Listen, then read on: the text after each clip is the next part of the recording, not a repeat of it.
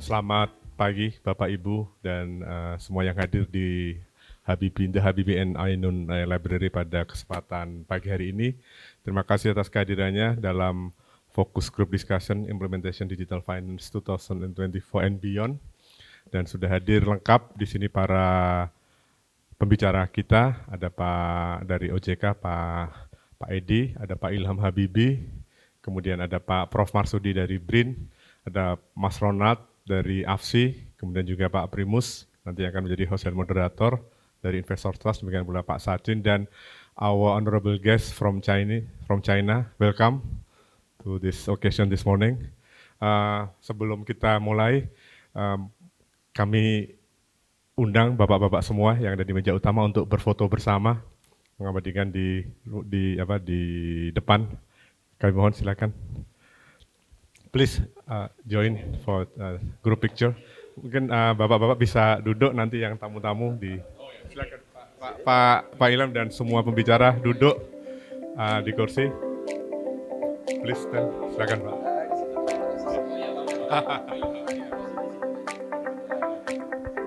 Please stand behind. Please stand behind ya. Yeah, you can stand behind.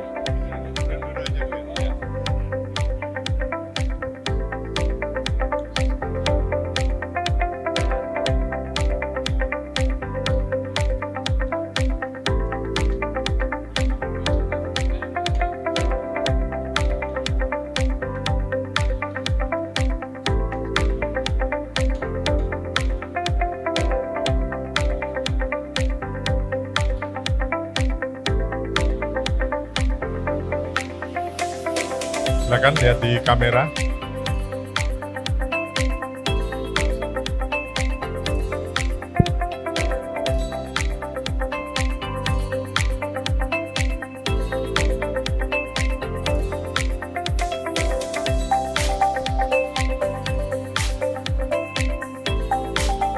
Baik. Sudah cukup mungkin dari teman-teman yang mengabadikan. Silakan. Ya, kita mungkin langsung kita mulai. Mungkin silakan bapak-bapak yang menjadi pembicara tetap di tempat. Silakan our honorable guest, please. Silakan Pak Primus untuk. Oh ya, langsung mulai ya.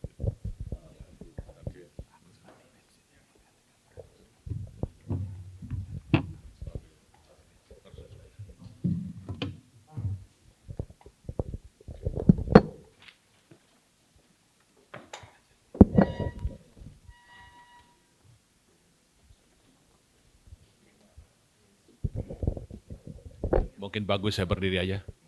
Selamat pagi. Selamat pagi.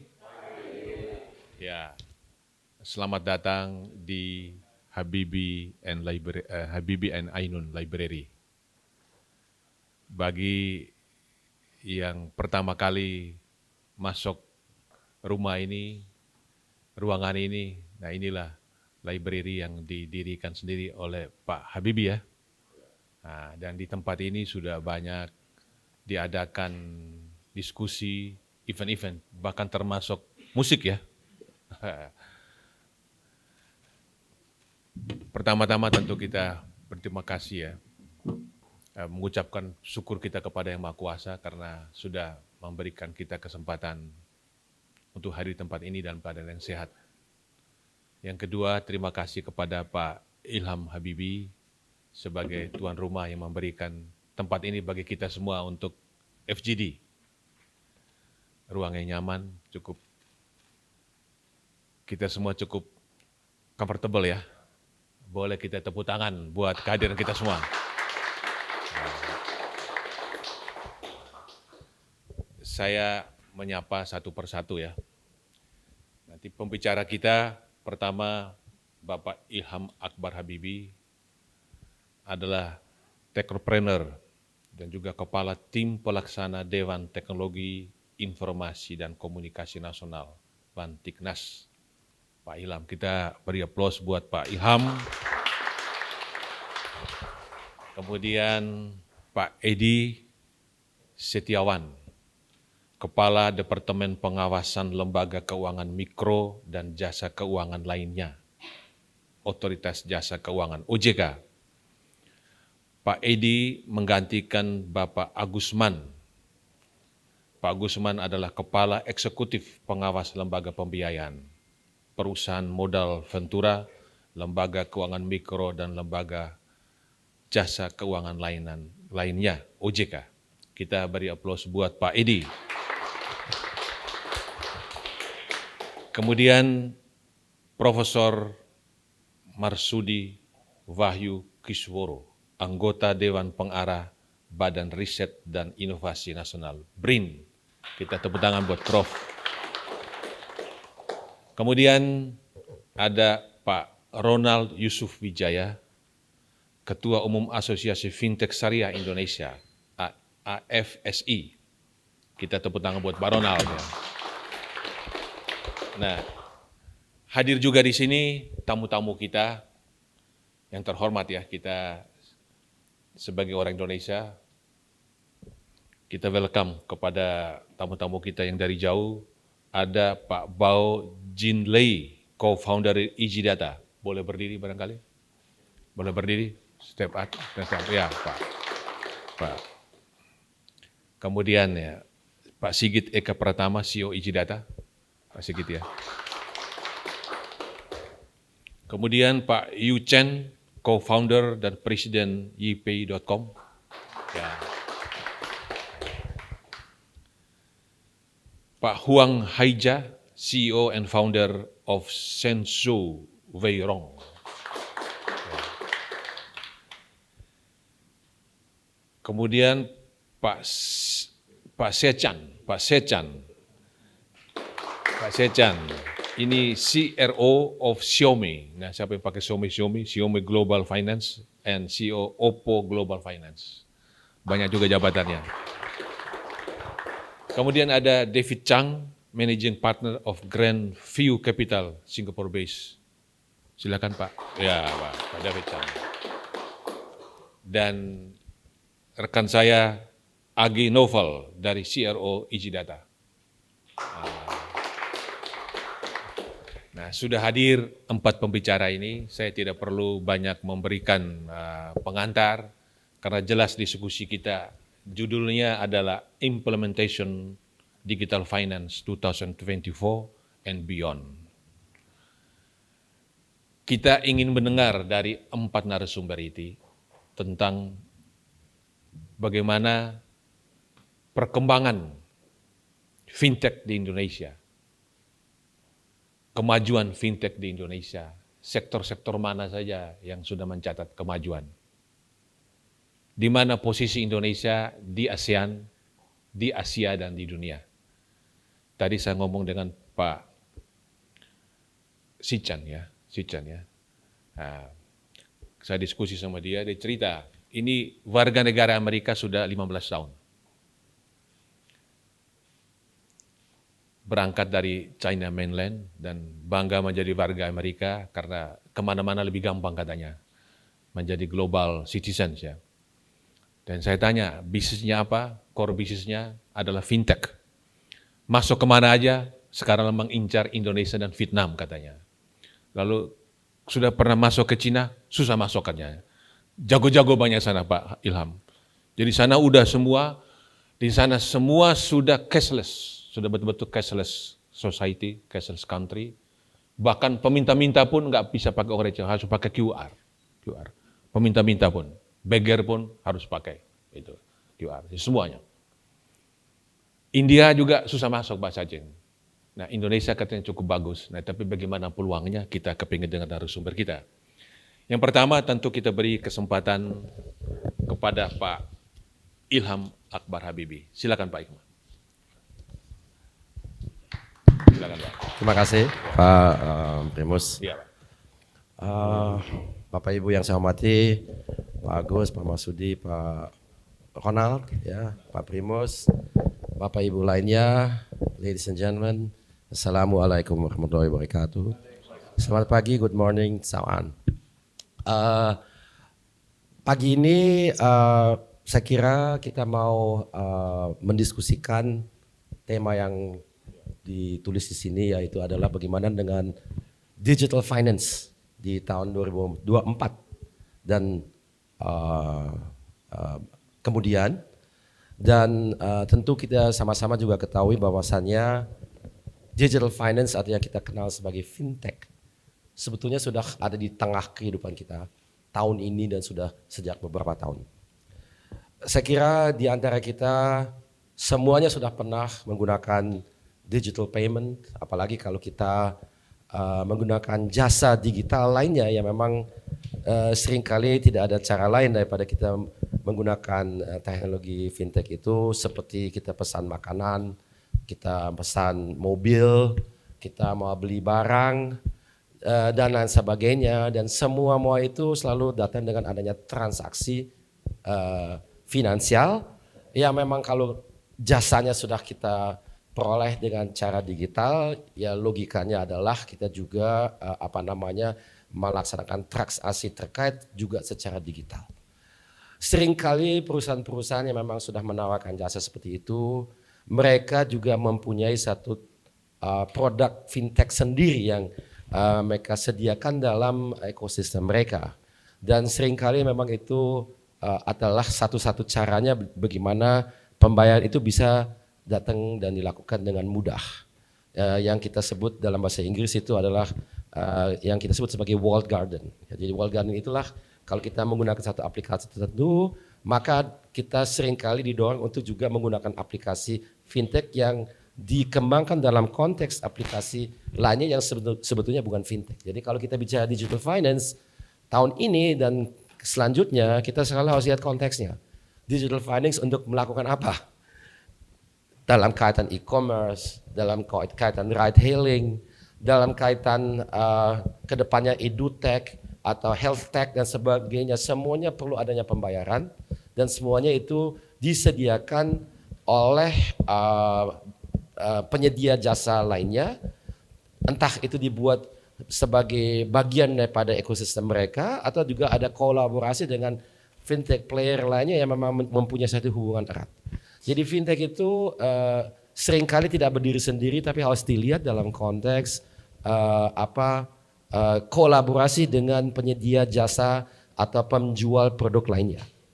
Selain dari itu tentunya kalau kita bicara digital finance atau fintech, kita langsung harus juga melihat tren khususnya di dunia perbankan, bagaimana fintech itu sudah lama kita gunakan di situ.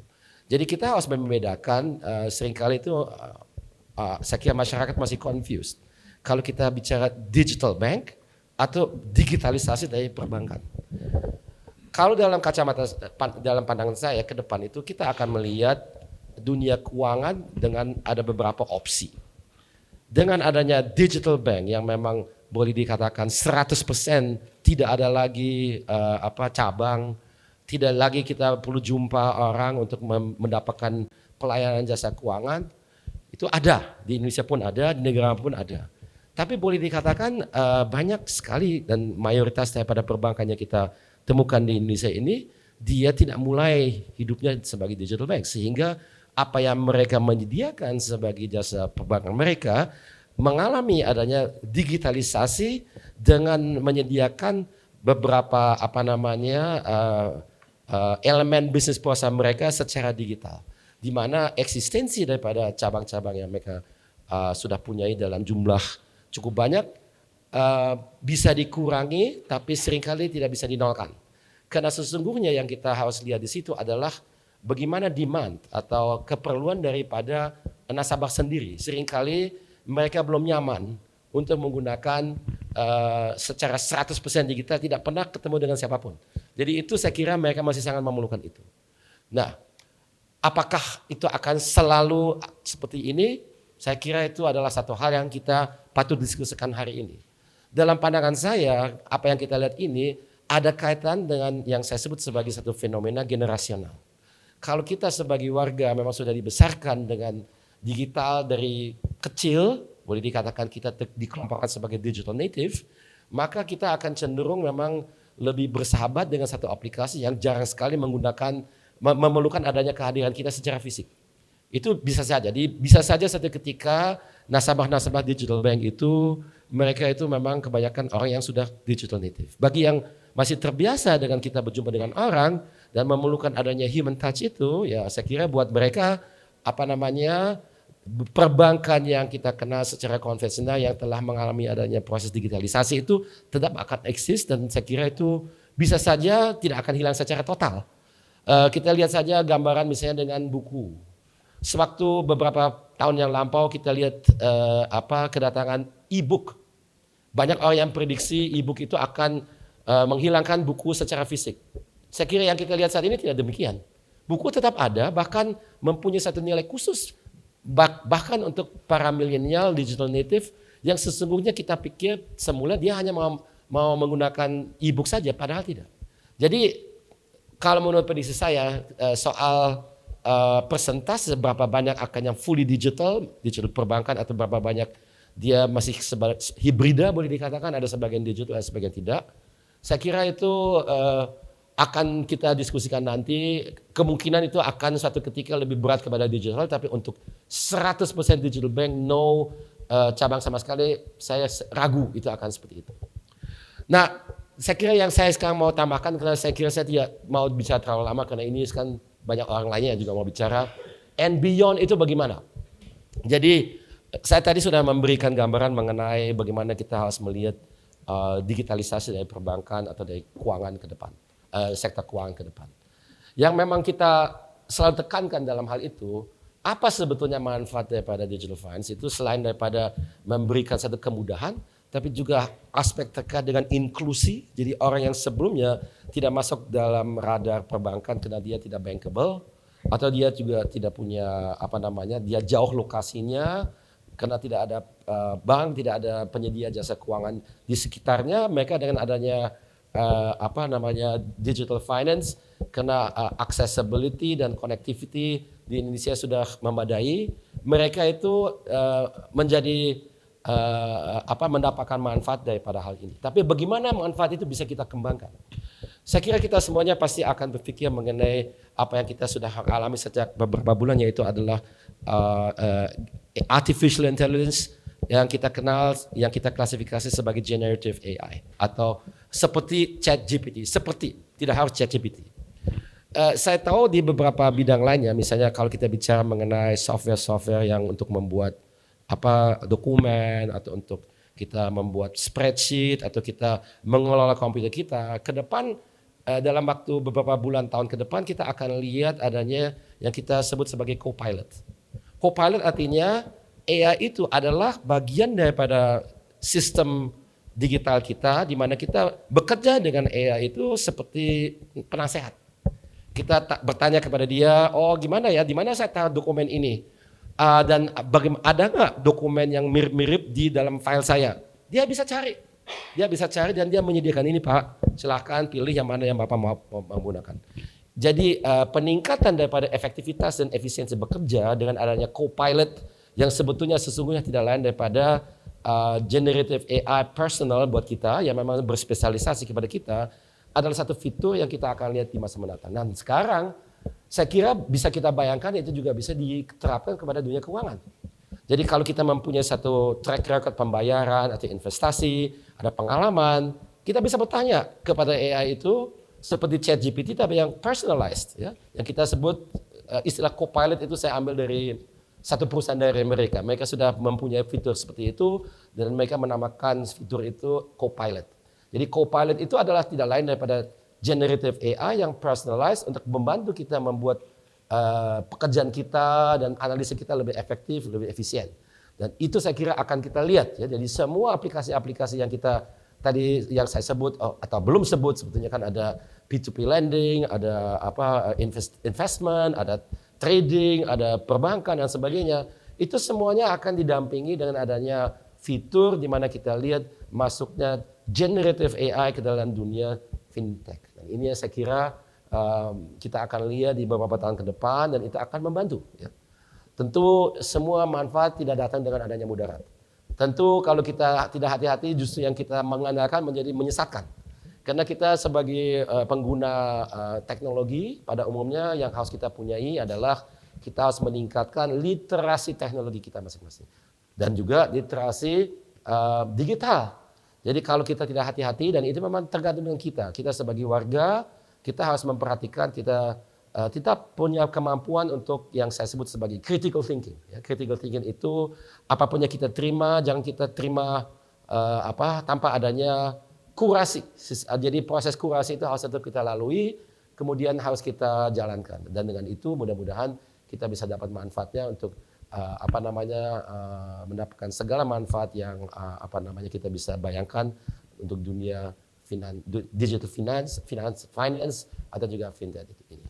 Saya kira itu saja dari saya. Mohon maaf kalau agak panjang, tapi ini adalah yang ada dalam benak saya saat ini. Terima kasih atas perhatian. Mohon maaf kalau ada khilaf. Wassalamualaikum warahmatullahi wabarakatuh. Terima kasih Pak Ilham. Ya, barangkali mudah-mudahan saya nggak keliru menangkap satu dua yang saya tangkap dari Pak Ilham, bahwa diskusi kita tentang digital finance and beyond. Nah, digital yang kita diskusikan tidak terbatas pada untuk layanan-layanan finansial saja, tapi lebih dari itu berorientasi kepada setiap orang agar dia mempunyai akses, tidak hanya akses kepada keuangan, tapi akses untuk segala macam. Kita baru habis lewat pandemi COVID-19, akses layanan kesehatan, akses ke pendidikan, akses untuk mendapatkan barang dan jasa, apapun juga. Akses untuk mendapatkan semua aspek kehidupan kita, layanan aspek kehidupan. Kemudian digital itu menjadi makin canggih karena ada artificial intelligence, AI, dan itu sudah terjadi. Kemudian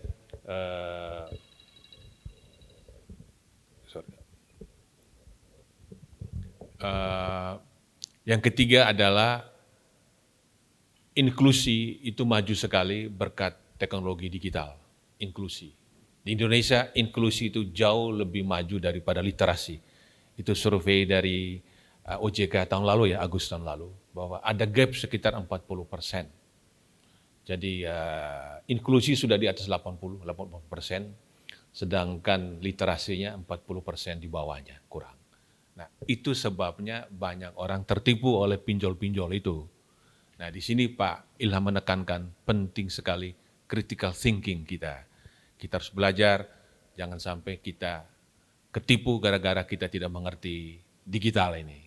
Nah, berikut kita akan mendengarkan pemaparan dari Pak Edi, dan ini sebagai regulator akan menjelaskan bagaimana kemajuan sudah dicapai hari ini. Tentu mereka sudah punya roadmap ya untuk sampai 2027 ya, saya sudah baca itu. Dan kebutuhan mana yang masih ada, karena yang hadir ini juga adalah investor, pengusaha, mana yang perlu dibantu masyarakat kita, dan bagaimana governance yang dituntut oleh regulator ya, agar kehadiran dari player ini benar-benar memberikan manfaat kepada bangsa Indonesia. Silakan Pak.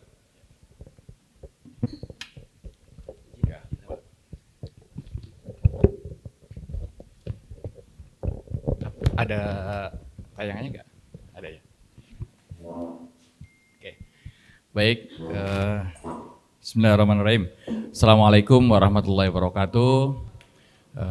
Selamat pagi, salam sejahtera untuk kita semuanya.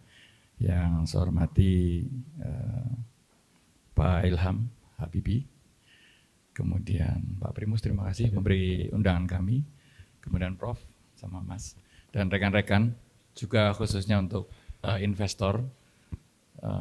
I'm very glad to have a meeting with you today.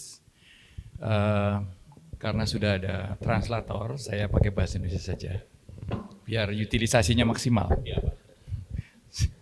Baik, Literasinya mantap. Literasinya mantap. Baik, yang pertama saya ingin menyampaikan salam dan permohonan maaf dari Kepala Eksekutif kami, Pak Agusman, yang hari ini harus berbagi waktu membuka acara Musyawarah Nasional Asosiasi Fintech Pembiayaan Indonesia (AFPI). Jadi beliau mendugaskan saya untuk hadir di hari ini, dan bagi saya merupakan berkah karena tempat ini tempat yang penuh dengan memori bagi saya. Saya dulu pernah jadi stafnya Pak Habibie waktu di Badan Pengkajian dan Penerapan Teknologi. Jadi ini suatu nostalgia saya bisa ke sini. Baik Bapak Ibu yang saya hormati, next slide please. Iya, industri ini baru 7 tahun di Indonesia, ya. Tapi kiprahnya boleh dikatakan cukup menarik, karena kalau kita lihat sekarang ini sudah ada 101 platform, ya, yang bergerak di bidang peer-to-peer lending, ya. Di antaranya 7 platform yang menggunakan sistem syariah. Dari selama 7 tahun ini sudah berhasil menggerakkan UMKM tadi Pak Ilham itu dengan dana sampai sekitar 700 triliun Pak. Ya, jadi dana yang kemudian masuk ke sektor kecil yang dikategorikan sebagai unbankable. Dia mereka punya program, punya bisnis tapi tidak bisa memasuki persyaratan perbankan, dan underbank. Underbank itu artinya memang sektor-sektor yang dia nilai sangat berisiko, misalnya startup company, ya itu bank akan menjauhi. Nah ini masuknya ke sini gitu ya. Nah ini jadi sudah ada sekitar dana yang masuk ke industri ini sekitar 700 triliun dalam kurun waktu 7 tahun terakhir ini ya. Rekeningnya sudah sampai 120 juta ya yang telah menggunakan. Kemudian untuk total asetnya memang kecil, namanya juga platform, jadi dia nggak banyak asetnya. Yang lebih banyak adalah lendingnya gitu ya, dan juga mampu menarik orang-orang yang berduit baik secara korporasi maupun per orang masuk ke platform ini, perkiraan sekitar 1 juta Pak yang masuk ya, baik dari domestik maupun internasional. Kemudian juga yang menarik bahwa siapa konsumen dari peer-to-peer lending, penggunanya adalah Gen Z sama Gen Y. Ya, anak-anak yang usianya 18 tahun sampai 37 tahunan di sini. Jadi anak-anak muda yang semangatnya tinggi tapi kadang-kadang juga tadi Pak Ilham ya, nalarnya ditinggal Pak di belakang. Logikanya ditinggal. Nah ini ya tantangan kami ke depannya, gimana menseimbangkan, mengedukasi mereka agar seimbang antara nalar sama hasratnya gitu. Tapi biasanya memang anak muda begitu Pak karakteristiknya Pak. Kalau orang nggak punya hasrat, barangkali nalarnya dipakai, anak muda nggak pernah nikah-nikah, ya kan? Karena merasa belum cukup terus, tapi karena semangatnya besar dia berani nikah gitu. Nah itu memang karakternya anak muda begitu, kita tidak bisa mendinai masalah itu. Ya. Nah kami sebagai regulator tetap menjaga agar platform ini bisa selalu sehat, ya, selalu sound and safe. Makanya sudah cukup banyak platform yang kemudian kita cabut izin usahanya. Terakhir itu ada satu yang dicabut di bulan yang lalu, di bulan Agustus ya. Kita cabut satu. Jadi sudah lebih dari puluhan yang kita cabut license-nya karena mereka tidak governance gitu ya. Nah, next slide. Nah, ini bisnis modelnya secara simpel di sebelah kiri ini ya. Platform itu menyediakan memberikan tawaran kepada pemberi dana untuk bisa menempatkan dananya kepada si borrower ya.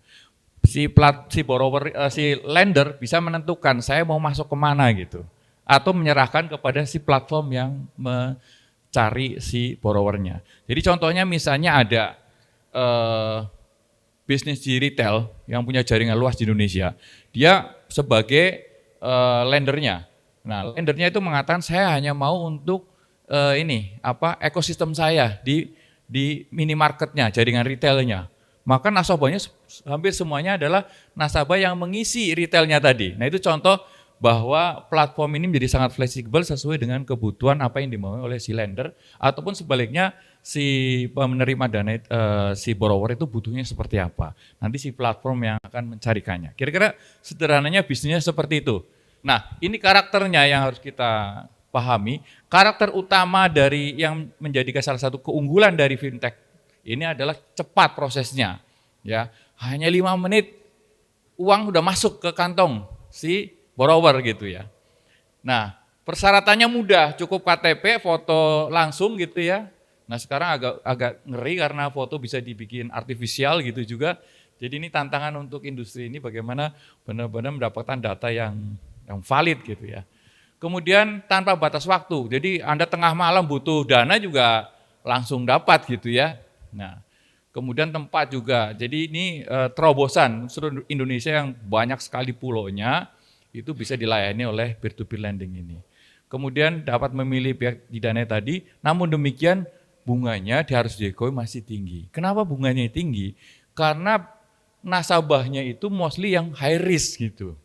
Ya, bagaimana orang yang cuma dikenal KTP-nya saja, wajahnya baru ketemu, langsung dikasih duit, pasti risikonya sangat tinggi gitu kan ya. Kecuali kalau sudah lama kenalan, nah itu mungkin risikonya rendah. Jadi memang naturalnya seperti itu gitu. Kemudian juga risikonya tentu tinggi, maka benar-benar kami sangat menekankan kepada platform itu harus memiliki credit rating, sehingga bisa menseleksi dengan baik. Kemudian juga dananya sampai saat ini tidak dijamin oleh LPS. Jadi beda dengan perbankan sama asuransi sekarang ini yang dananya sudah dijamin sama lembaga penjaminan simpanan. Itu situasi yang sekarang. Next slide. Nah, ini bagaimana industri ini ya during pandemic sampai after pandemic ya. Nah, kita lihat nih di Desember 2019 itu kan mulai pandemik ya. Oleh pandemik masuk ke Indonesia, industri ini sedikit turun tapi tetap bertumbuh dan terus bertumbuh ya. Ini melewati pertumbuhan industri jasa keuangan yang lainnya. Perbankan sempat bertumbuhnya negatif, kalau ini selalu di angka positif ya. Kemudian ketika pandemik memang ada kecenderungan kredit macetnya meningkat, bahkan sampai di titik tertinggi itu di puncaknya pandemik itu di 8,27%. Ya. Usaha-usaha kan banyak berkelimbangan itu, UMKM banyak yang macet Pak. Tapi OJK membuat kebijakan namanya relaksasi, ya, di mana diberi kesempatan kepada debitur-debitur itu yang kecil-kecil itu untuk direstrukturisasi. Maka kemudian kita lihat langsung turun NPL-nya, langsung turun dan sampai sekarang stabil di bawah 5%. Jadi ukuran sehat tidaknya jasa keuangan itu di 5%. Nah, kalau kita lihat di sini, misalnya bahkan di Agustus itu ada di angka 2,8. Jadi kondisinya sound. Ya, bagaimana platform itu mengelola industri ini? Secara industri kondisinya seperti ini. Tentu tidak semuanya bagus, ada juga yang di dalamnya yang bermasalah, pasti ya. Tapi secara nasionalnya seperti itu. Inilah situasinya. Next slide. Nah, keberpihakan kepada UMKM jelas sekali di sini ya. Komposisinya adalah sektor yang dilayani UMKM adalah sekitar 40%. Ya. Bandingan dengan perbankan yang hanya 20%. Jadi mereka masuk walaupun memang 60% masih konsumtif. 40% masih produktif, 60 konsumtif. Nah, kami OJK memiliki roadmap untuk 5 tahun ke depan bahwa kondisinya akan berubah di 5 tahun ke depan di tahun 2027-2028, 60% ke sektor produktif, 40% ke sektor konsumtif. Nah, ini. Jadi kebijakan kami seperti itu. Ya. Next slide. Nah, ada satu undang-undang Omnibus Law yang tentang di bidang keuangan itu yang memberikan landasan hukum yang kuat untuk peer-to-peer lending ini, ya. Sehingga usaha ini menjadi semakin kuat badan status hukum di Indonesia. Kemudian kami OJK diberikan kewenangan yang lebih luas dalam rangka mengatur dan mengawasi industri peer-to-peer lending di Indonesia. Jadi ini terkait dengan undang-undang. Next slide. Kalau dilihat ke depannya apa yang akan kita lakukan, ya kan tadi outlook ya, kita bicara outlook ke depannya. Nah, kita akan fokus kepada 5 ini. Ya, pertama adalah penguatan permodalan. Jadi peer-to-peer lending ini kita wajibkan menaikkan modalnya. Yang tahu bulan Oktober ini minimal 2,5 miliar rupiah. Tahun depan menjadi 7,5 miliar rupiah, tahun depannya menjadi 12,5 miliar rupiah. Dan ini sudah di level 25 miliar rupiah. Kenapa modalnya harus tinggi? Itu hanya platform. Tidak, karena platform harus memaintain IT mereka. Ya kan? Kan banyak cyber attack ya. Banyak dia harus mendevelop IT atau platformnya agar selalu up to date. Kemudian juga mendidik orang-orangnya, kemudian mengelola bagaimana penagihannya agar penagihannya tidak membuat masalah kepada masyarakat. Itu memerlukan duit. Nah, makanya harus modalnya ditingkatkan. Kemudian tata kelolanya, ya. Dalam 5 tahun ke depan kita fokus penerapan GRC, ya, Government Risk and Compliance. Jadi ini akan kita terapkan.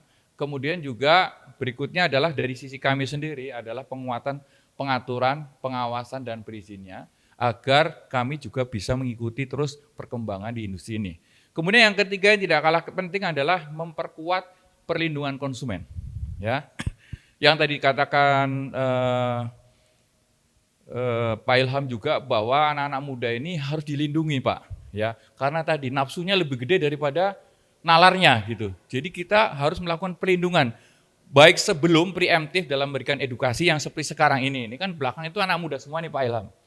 Jadi mereka lah sebenarnya konsumen dari peer-to-peer lending, ya. Itu harus diedukasi biar mereka seimbang antara nalar sama kebutuhannya gitu ya. Nah ini antara nafsunya gitu ya. Nah itu melakukan edukasi. Kemudian juga kalau ada masalah juga silahkan. Jadi kami ada hotline-nya, kalau ada masalah langsung kita upayakan ditanangin dengan cepat. Kemudian yang keempat nanti ekosistemnya, nanti kita jelaskan bagaimana ekosistemnya. Bahwa Indonesia adalah salah satu negara yang memiliki ekosistem peer-to-peer lending paling bagus sedunia Pak. Jadi Indonesia. Nanti kita jelasin ya. Kemudian yang satu lagi, pengembangan infrastruktur data. Nah kita sedang mengembangkan datanya yang real time Pak. Jadi semua pergerakan di fintech itu masuk ke OJK secara real time. Tapi ini targetnya baru tahun depan akan kita realisasikan. Namanya Pusdafil 2.0. Nanti Pusdafil 2.0 ini akan terintegrasi dengan Slick. Slick itu sistem secara keseluruhan untuk keuangan sehingga terintegrasi seluruh aktivitas perbankan, peer-to-peer lending, lembaga pembiayaan semuanya terintegrasi sistemnya di OJK.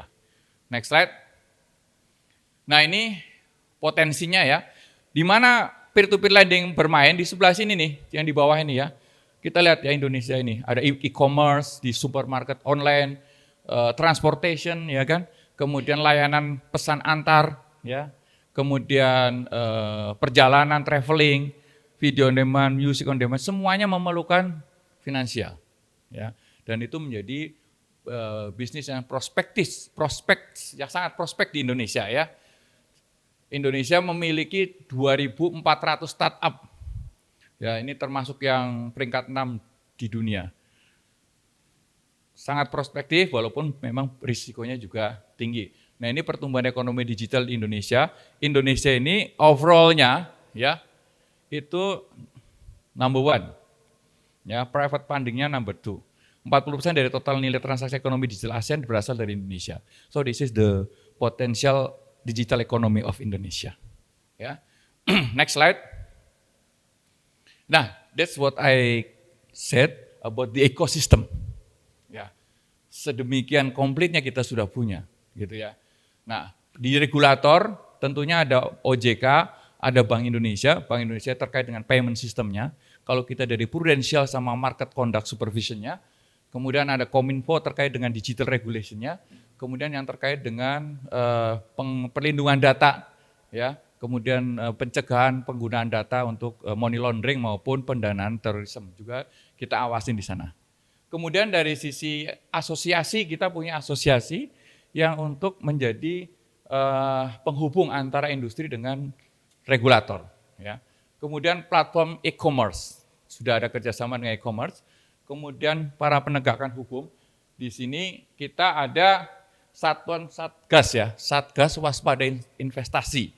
Jadi Satgas ini dibentuk untuk mengeliminir berkembangnya pinjol ilegal di Indonesia ya. Peer-to-peer lending ilegal. Di sini ada penegakan hukum di mana ada 12 kementerian di sini dan OJK masuk di dalamnya. Kemudian di sini penyelenggara inovasi keuangan digital yang lainnya. Jadi fintech itu sendiri ada juga yang lain ekosistemnya nih. Ya, misalnya ada credit scoring yang membantu pengelola fintech untuk mengetahui profil dari si debiturnya. Kemudian know your customer. Kemudian ada agregator, kemudian ada digital signature, nanti ke arah semuanya udah pakai digital semuanya. Kemudian lembaga pemeringkat platform, yang ini yang belum ada nih. Ya, kita dorong nanti ada platform pun harus ada pemeringkatnya. Sehingga investor yang mau masuk menjadi platform, katakan dari China mau masuk, dia bisa melihat mana platform yang bagus, mana yang tidak bagus. Kemudian fitur pendukungnya, karena ini menggunakan sistem pembayar, maka ada payment gateway sama virtual account. Kemudian lembaga pendukung ada di bidang human quality-nya di Badan Nasional Sertifikasi Profesi, ya, kemudian akuntan publik, penilai, dan lain sebagainya. Kemudian yang lainnya, sumber pendanaan selain dari perorangan, platform ini juga banyak menyalurkan dana dari perbankan. Seperti di China juga, sekarang kecenderungannya peer-to-peer lending itu di China juga menggunakan sumber pendanaan dari perbankan. Untuk memitigasi risikonya, mereka kerjasama dengan perusahaan asuransi, lembaga penjaminan. Untuk terkait dengan aset jaminannya, mereka kerjasamanya dengan Pegadaian.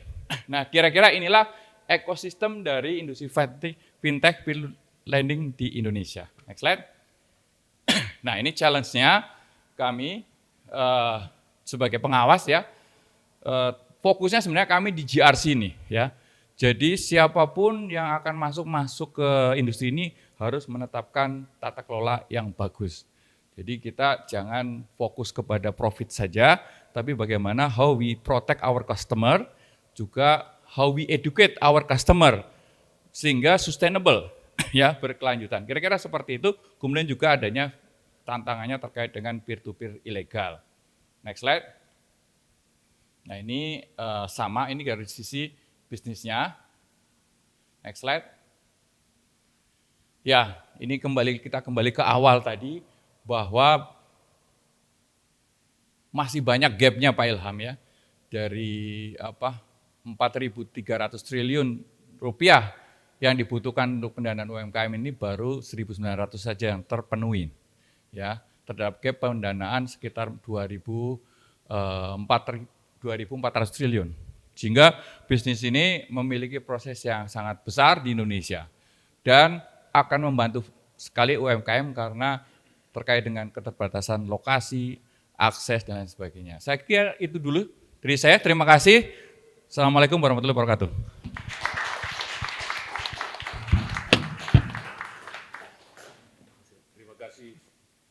Terima kasih Pak Edi.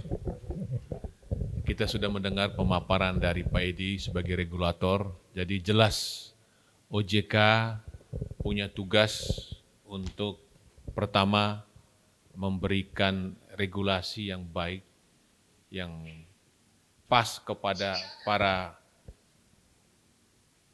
pemain, kepada perusahaan. Ini suara Huawei ini sebetulnya. Ya, saya sendiri nggak ngerti.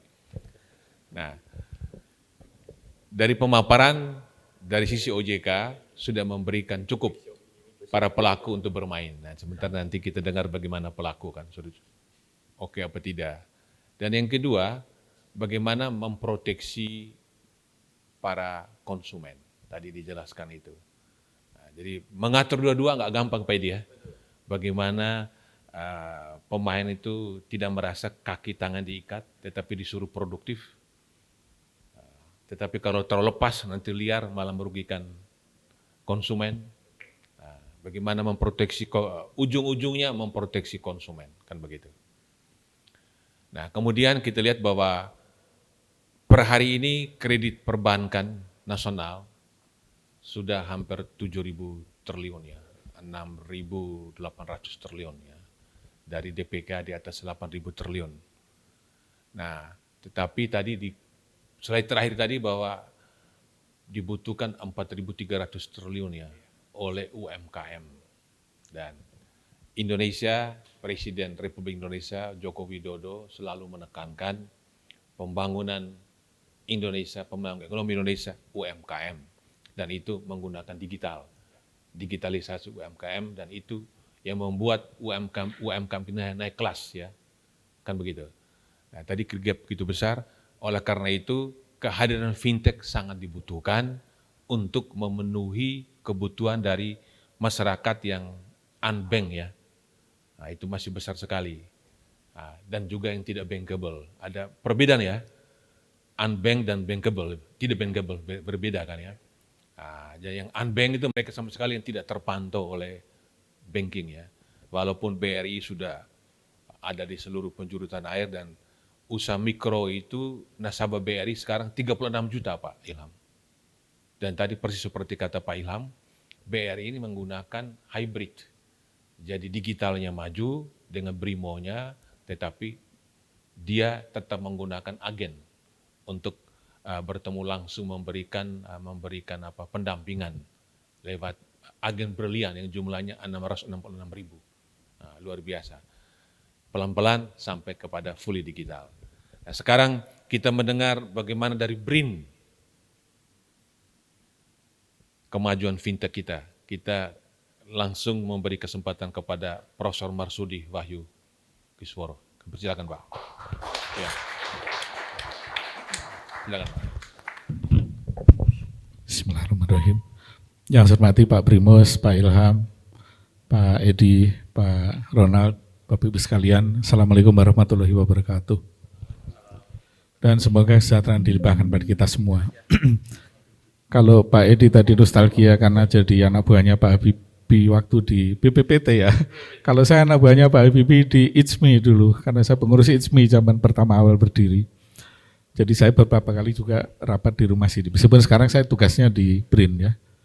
Lanjut aja ini CV nanti bisa dibaca belakangan. Nah Bapak Ibu sekalian, apa yang ingin saya sampaikan pada kesempatan hari ini adalah mungkin melengkapi yang disampaikan oleh Pak Edi dan tadi sudah disampaikan oleh Pak Ilham.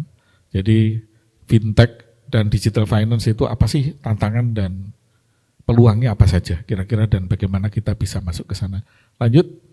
Nah, Bapak-Ibu sekalian, ini pengantar saja kita, ya ini sudah klise ya, bahwa disrupsi yang diakibatkan oleh teknologi digital itu begitu luar biasa. Dulu orang memperkirakan hanya digitalisasi, tapi begitu sekarang masuk ke era bagian yang namanya artificial intelligence, itu luar biasa juga perubahan-perubahan yang terjadi di semua sektor, termasuk di dunia keuangan. Lanjut. Nah, ini kita dapat lihat dengan jelas misalnya munculnya superstar baru karena akibat digital ini. Pada tahun 2006 itu kalau kita lihat pasar modal Amerika itu kapitalisasinya hanya diduduki oleh dua jenis perusahaan. Kalau enggak perusahaan energi, ya perusahaan keuangan. Hanya dua itu.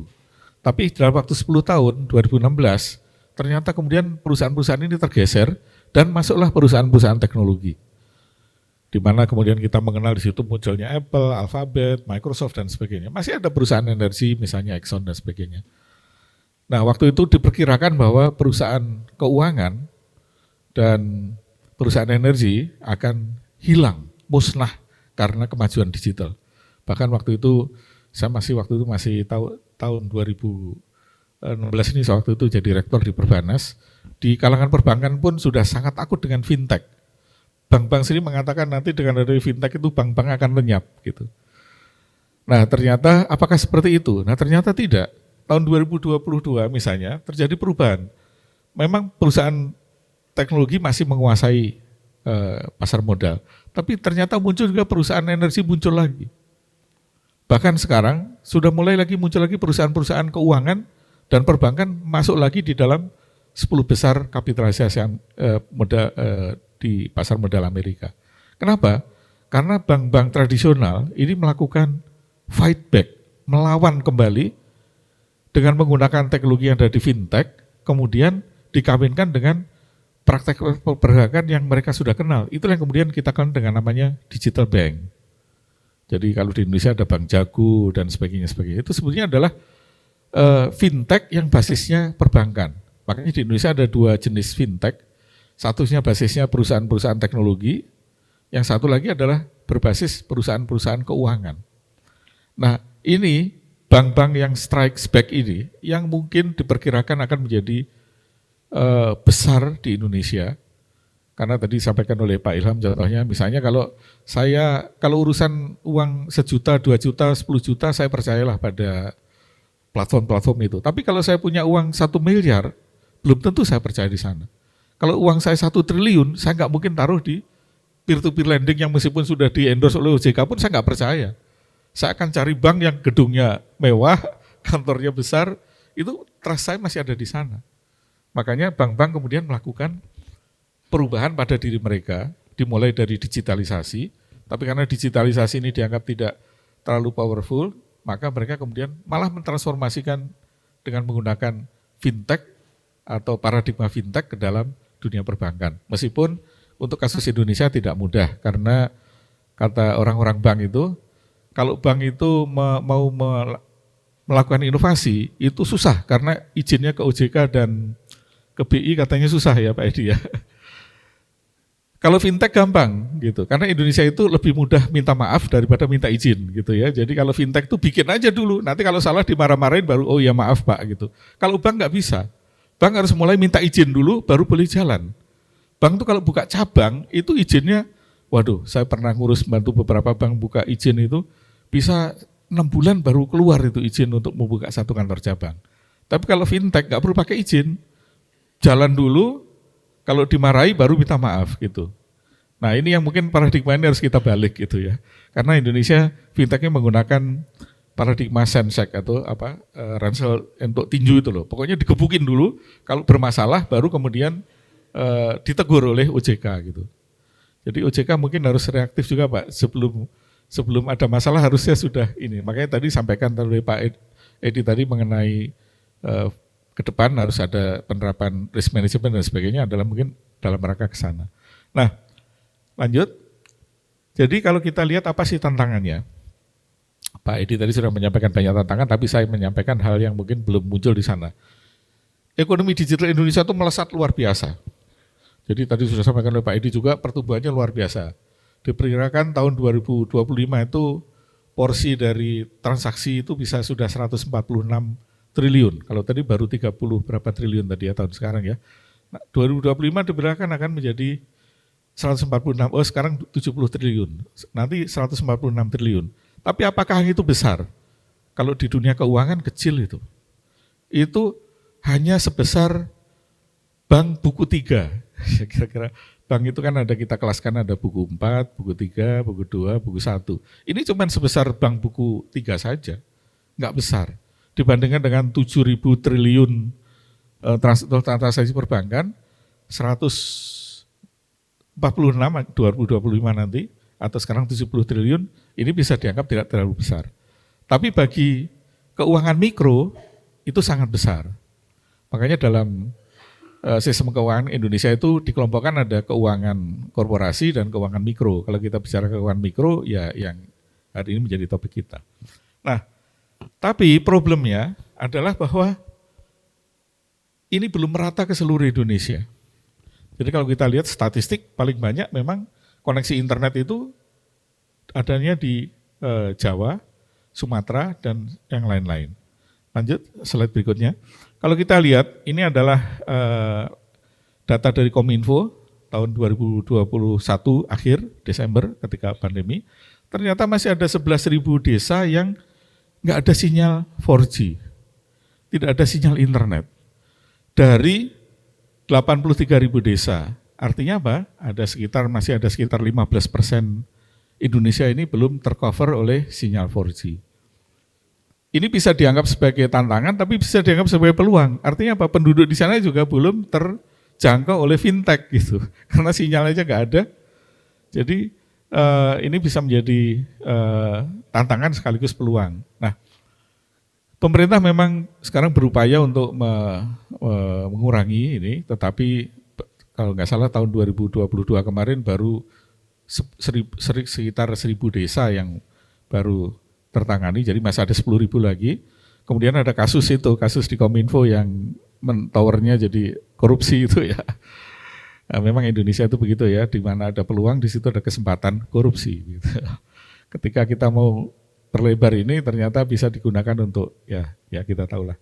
Nah, artinya apa di sini? Masih banyak di sini juga kalau kita bicara coverage, meskipun tadi Pak Primus menyampaikan misalnya BRI sudah sampai ke desa-desa menggunakan hibrid tadi, tapi juga bisa menjadi tantangan bagi pelaku-pelaku fintech untuk masuk ke sana khususnya di keuangan mikro.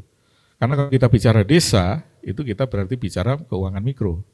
Di desa itu tidak akan ada orang utang 1 triliun untuk bangun tower, itu mungkin nggak ada, atau membangun menara begitu, atau membangun gedung itu tidak ada. Paling-paling mereka untuk usaha tani dan sebagainya mungkin hanya perlu 5 juta, 10 juta, which is masih bisa di cover oleh fintech, entah itu peer-to-peer lending, entah itu apapun ya.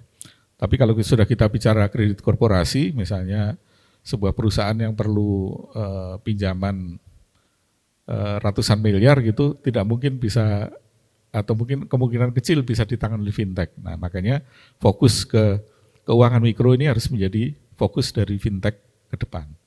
Dan itu jumlahnya besar, tapi nilainya tidak terlalu besar. Tadi hanya sebesar satu bank saja. Makanya beberapa bank kemudian melakukan paradigma, yaitu mengakuisisi bank yang lain yang kecil kemudian dirubah jadi bank digital.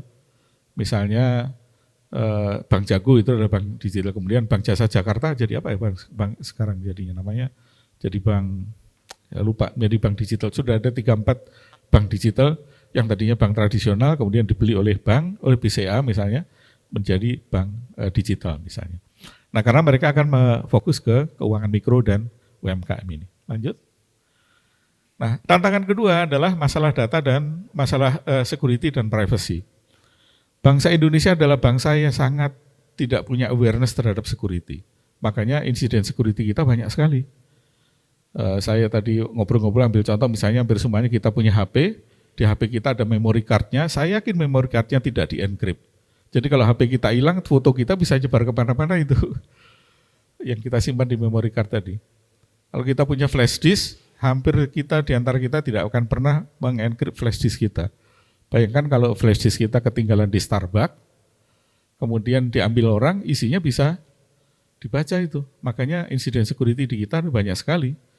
Terakhir bahkan kemarin OJK juga kena ya Pak Edi ya. Jangankan OJK, BSSN, lembaga yang menjadi penjaga security di Indonesia saja dijebol kok. Karena bagi orang orang IT itu banyak sekali cara untuk menjebol, dan Indonesia itu menarik Bapak Ibu sekalian. Insiden security itu bukan menggunakan teknologi, justru banyak menggunakan social engineering.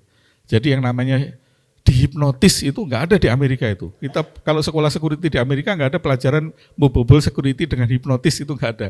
Di Indonesia banyak itu ibu-ibu yang dihipnotis di mall, uangnya dikuras, itu hanya ada di Indonesia itu. Belum lagi mama minta pulsa, itu hanya ada di Indonesia. Mungkin banyak di antara kita tertawa mama minta pulsa itu sudah 20 tahun yang lalu. Sekarang masih banyak loh korbannya. Saya masih sering mendapat pengaduan untuk men-track nomor-nomor yang tadi mama minta pulsa tadi gitu. Dan kebetulan saya punya akses ke operator-operator, jadi saya bisa akses itu nomor itu terdaftar atas nama siapa begitu. Tapi masih banyak korbannya. Nah, awareness security dari bangsa kita itu sangat rendah, karena kita ini mungkin bangsa yang suka husnuzon, bahasa Inggrisnya apa husnuzon itu, berprasangka baik.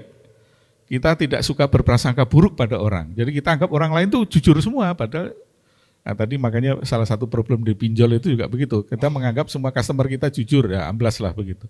Nah yang kedua adalah privacy. Privacy ini menjadi problem tersendiri, dulu karena belum ada undang-undang privacy, jadi problem data kita diumbar kemana-mana, tapi begitu ada undang-undang privacy yang sudah disahkan, punya problem lagi. Misalnya begini, satu fintech mau melakukan profiling untuk marketing, minta data dari Telkomsel, untuk minta data siapa-siapa pengguna telepon yang besar. Itu kalau Telkomsel memberikan, maka direktur Telkomsel bisa masuk penjara itu sekarang dengan undang-undang PDB. Kenapa? Data Telkomsel hanya boleh digunakan Telkomsel sendiri, tidak boleh digunakan yang lain. Jadi data Telkom juga hanya boleh digunakan Telkom, data Bank BRI hanya boleh digunakan oleh BRI di undang-undang PDB begitu. Jadi dulu kita nggak punya undang-undang liar, begitu punya undang-undang malah terlalu ketat. Nah ini satu problem di undang-undang privacy kita terlalu ketat. Tapi di sisi lain juga undang-undang privacy ini banyak hal-hal yang harusnya menjadi privacy kita tidak dilindungi. Contohnya tanggal lahir kita. Tanggal lahir kita itu kan semua orang bisa tahu dari mana? Dari NIK. Karena komponen tengah dari NIK itu kan tanggal, bulan, tahun lahir kita. Jadi kita tahu orang ini lahir di mana. Dari kode digit 4 digit, 6 digit pertama kita tahu rumahnya di mana. Karena menunjukkan provinsi, kabupaten, kota, sampai kecamatan, sampai kelurahan. Jadi justru itu tidak dilindungi. Jadi memang itulah Indonesia ya, agak ajaib ya. Nah jadi privacy ini menjadi satu problem tersendiri. Makanya Dulu kan ketika ada zaman pinjol dulu atau zaman pinjaman online dulu, kalau ada teman kita ngutang nggak bayar, tiba-tiba kita dapat WA atau dapat SMS ngasih tahu teman saya namanya ini nggak bayar. Loh, kok dia tahu nomor saya? Itu karena dulu nggak ada pelindungan privasi, kontak itu tidak. Sekarang hati-hati, fintech kalau melakukan itu bisa disu dan masuk penjara itu kalau melakukan pemberitahuan tentang status pinjaman kita kepada orang yang bukan yang bersangkutan. Maka ini harus pelaku fintech Indonesia harus hati-hati sekali untuk membaca mengenai undang-undang perlindungan data privasi yang kemarin berlaku dan masih banyak lagi. Nah ini jadi tantangan untuk para pelaku fintech. Lanjut. Tapi di balik itu ada berapa opportunities. Apa saja opportunitiesnya? Lanjut. Yang pertama adalah Indonesia ini adalah negara yang akan menjadi negara maju. Pendapatan per kapita, GDP per kapita kita sekarang itu 3.800, ya sekitar 4.000 dolar. 2045 nanti diperkirakan kita akan naik menjadi 25.000 dolar. Artinya Indonesia akan 6 kali lebih kaya dari sekarang, gampangannya begitu. Penduduk kita akan 6 kali lebih kaya dari sekarang.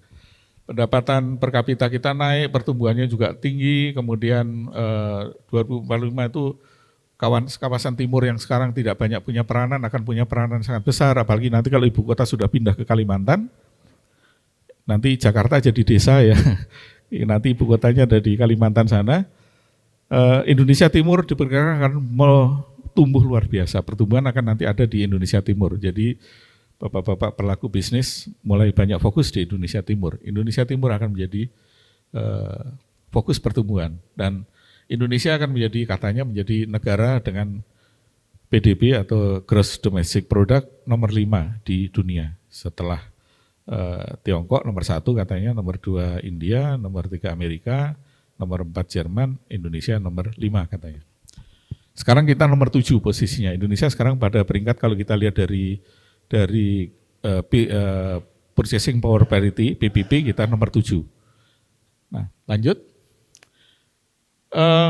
Yang kedua, opportunity yang kedua adalah pertumbuhan dari mobility yang luar biasa. Setiap orang Indonesia itu orang Indonesia adalah orang yang konsumer HP yang paling cepat mungkin setelah Cina.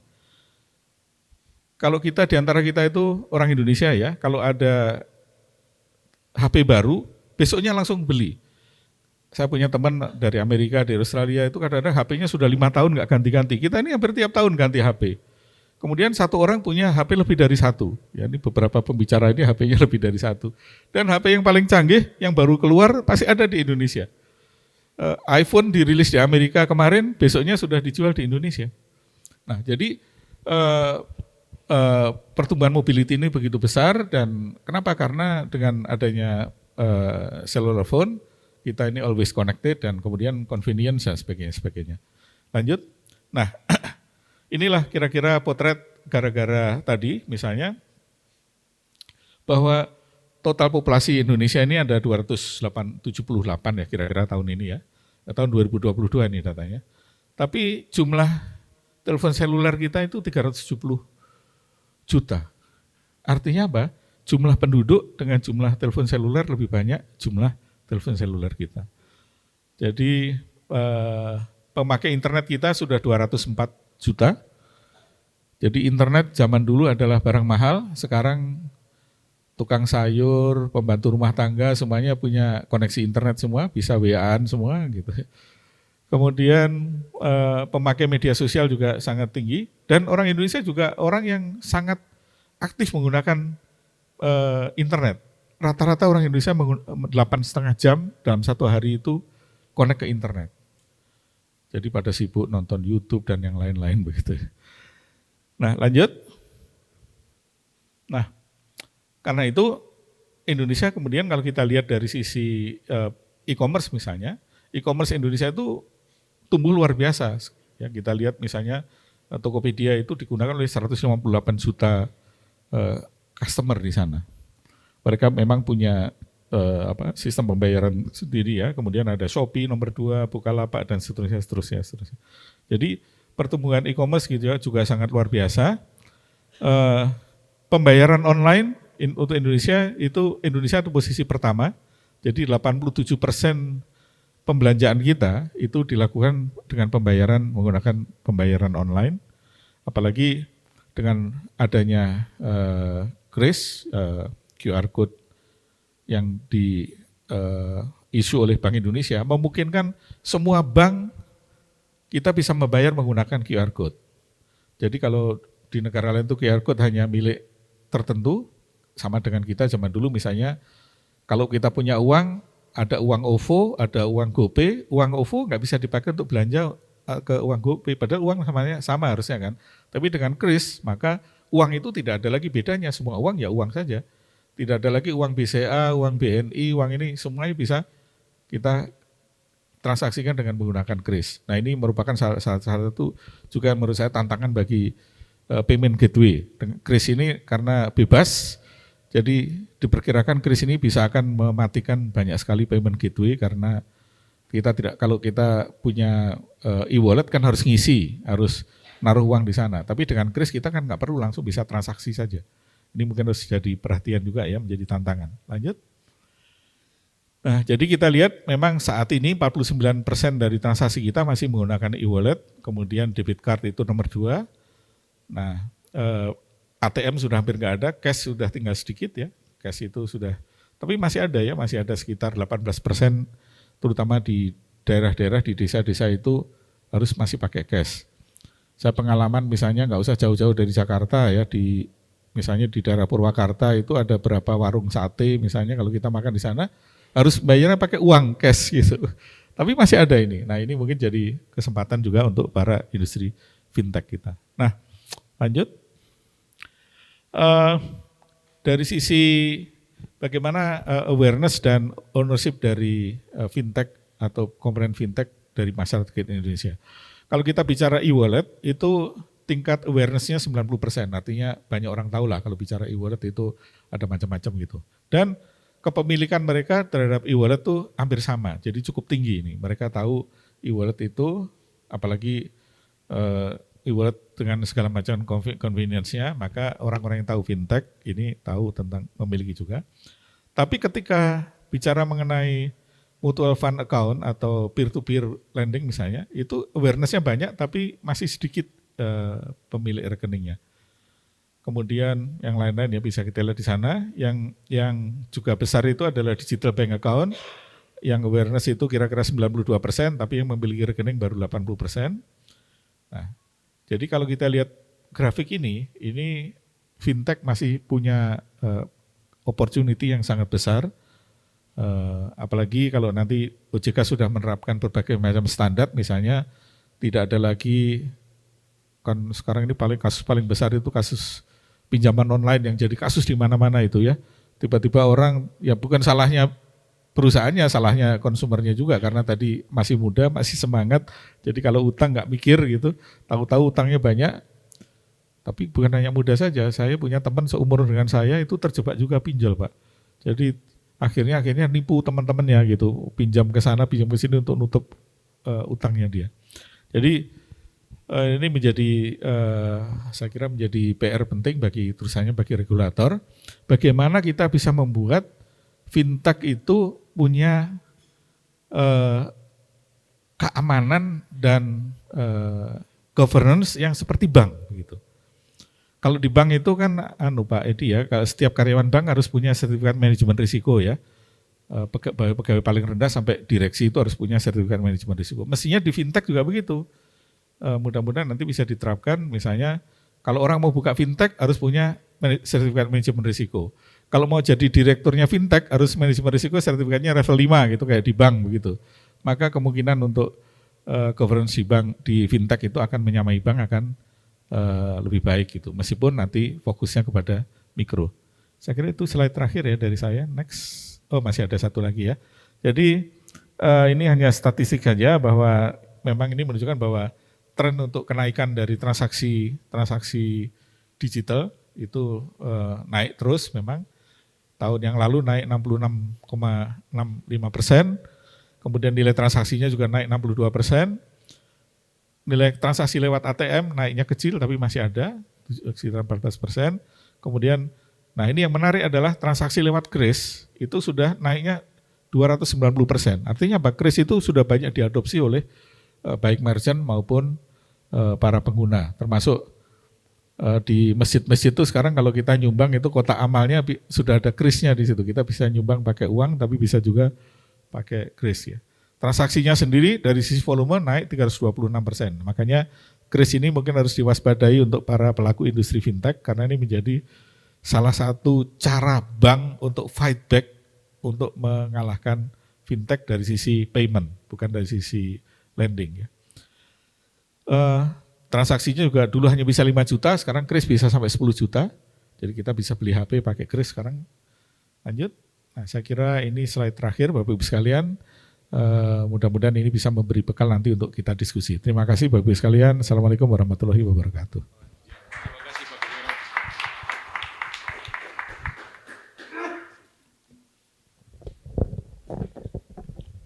Ya, terima kasih Pak Kisworo. Ya, ada beberapa catatan tadi kita bicara digital, ternyata infrastruktur digital kita, hard infrastructure ini belum merata ke seluruh penjuru.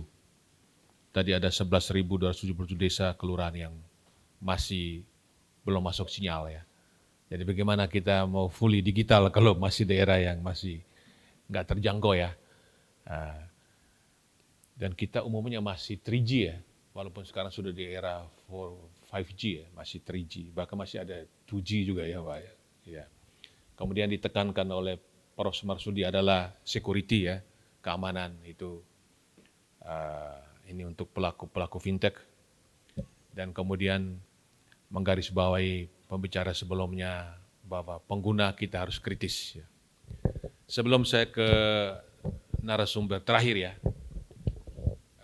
ada tamu kita yang tadi saya belum sapa, Pak Tan Bin, CEO dan founder dari Pay.com.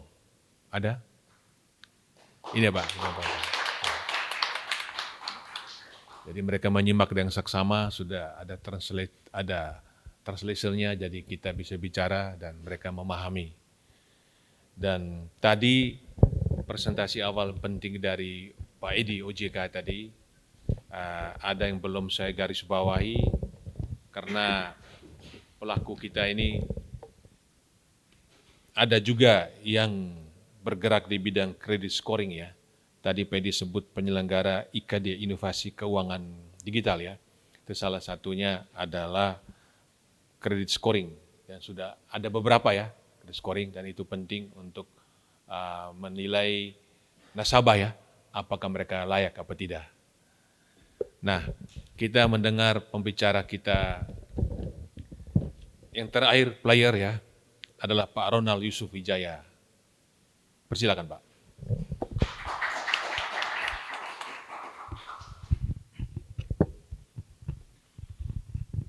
Baik, bismillahirrahmanirrahim. Assalamualaikum warahmatullahi wabarakatuh. Pertama-tama izinkan saya menyapa dulu Pak Ilham, Pak Primus sebagai host yang sudah mengundang saya. Saya bahagia sekali ya akhirnya bisa datang Pak ke tempat yang sangat ikonik ini. Terima kasih. Dan tentunya saya juga menyapa Pak Edi dan juga Prof. Marsudi.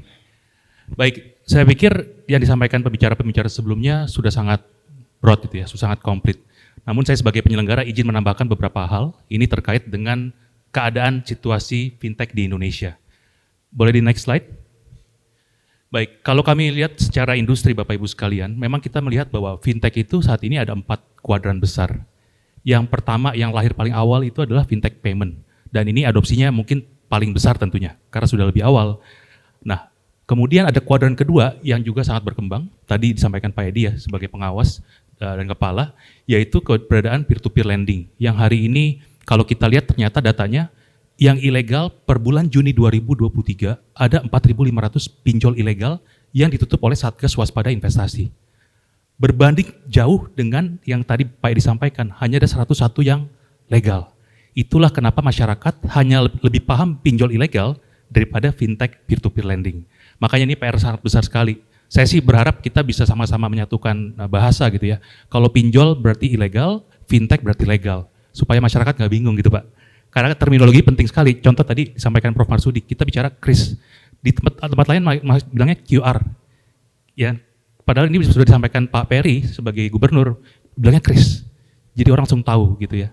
Nah ini saya pikir juga sebagai perjalanan kita Bapak Ibu sekalian ya, dalam hal adopsi teknologi di Indonesia. Berikutnya yang juga saat ini sedang berkembang yaitu securities crowdfunding, dan tadi sempat disampaikan juga adanya yang namanya inovasi keuangan digital sebagai pendukung ekosistem. Totalnya di Indonesia yang sudah resmi ada sekitar 330 players yang sudah full license gitu ya, 330-an. Boleh the next? Ya ini tadi landscape ini sudah disampaikan oleh Pak Edi ya, saya cuma ini versi asosiasi, di mana jumlahnya memang sedang berkembang terus. Kalau kita lihat di sini yang bisa saya highlight adalah jumlah lender atau investor. Kita coba bandingkan jumlah lender di peer-to-peer lending saat ini ada sekitar 1.080.000 lender. Kalau kita lihat di pasar modal sudah menyentuh lebih dari 11 juta. Kalau kita melihat dari industri digital aset atau kripto, investornya sudah sampai 16 juta user di Indonesia. Artinya apa? Ini masih besar sekali peluangnya. Karena mungkin masih sedikit sekali nih partisipasi penduduk kita sebagai lender. Kalau borrowernya sudah tidak perlu diragukan lah, ini berkembangnya dahsyat sekali pertumbuhan tiap tahunnya. Ya, berikutnya. Nah ini yang menarik Bapak Ibu sekalian, kalau lihat di sini datanya ternyata 51% pengguna atau sebagai borrower adalah perempuan. Gitu ya. Laki-lakinya lebih rendah sedikit lah gitu ya. Kalau kita lihat lagi di sini, tadi seperti sampaikan Pak Edi, demografinya yang paling besar adalah 19 sampai 34 tahun, 63% atau 2/3 dari pengguna aktif. Dan ini juga mungkin data yang mungkin wajar, tapi sedang kita juga dorong supaya penerapan adopsi teknologi manfaatnya bisa tidak hanya di Jawa. Kalau kita lihat hari ini 80% itu fokus di Pulau Jawa, hanya 20% di luar. Mungkin tadi relate dengan apa yang disampaikan Profesor. Infrastrukturnya kurang, bukan yang nggak mau gitu ya, karena memang belum. Nah ini mungkin akan jadi tantangan tersendiri bagaimana foundation itu harus ada dulu, infrastrukturnya harus ada dulu. Baru bicara tentang tadi konversi masyarakat bisa pakai teknologi. Ya. Dan kalau kita lihat sendiri memang kan populasi Indonesia sekitar 65% ada di Jawa, makanya sangat terkonsentrasi di Pulau Jawa. Ya. Baik, di berikutnya. Nah ini yang menarik Bapak Ibu, kalau kita lihat tadi ada 4 kuadran besar di awal, lalu ini kita fokus ke kuadran yang di kiri bawah, yaitu inovasi keuangan digital. Kalau kita lihat di sini Bapak Ibu, saya cepat banding-bandingkan dengan beberapa negara gitu ya. Ternyata kita itu yang paling komplit dan paling kompleks. Karena klasternya itu ada banyak sekali. Kalau kita lihat hari ini beberapa yang mungkin paling banyak dan sedang berkembang pesat tentunya credit scoring yang tadi kita bahas. Di sini contohnya ada Easy Data, lalu ada Cloudun dan lain sebagainya. Ini penyelenggara-penyelenggara yang akan punya peranan sangat penting dalam hal tadi memberikan credit worthiness, mengakses, menyalurkan supaya tadi masyarakat makin yakin, makin confident. Kita tidak pernah bilang ini adalah risk free investment. Karena tadi kita bicara ini adalah melayani orang masyarakat yang tidak dilayani oleh bank. Nah ini saya pikir penting sekali peranan penting dari credit scoring. Ada agregator, tadi sempat disampaikan Prof juga dan Pak Edi juga ya, ada sebuah pelayanan bagaimana akses para penyelenggara, itu kami sebutnya adalah supervisory technology. Ya. Lalu RegTech juga berkembang dan lain sebagainya. Ini kalau saya yakin tidak punya waktu yang cukup ya untuk bahas satu-satu, tapi sudah ada sekitar 103 penyelenggara yang resmi di Indonesia. Dan akan bertambah terus. Next.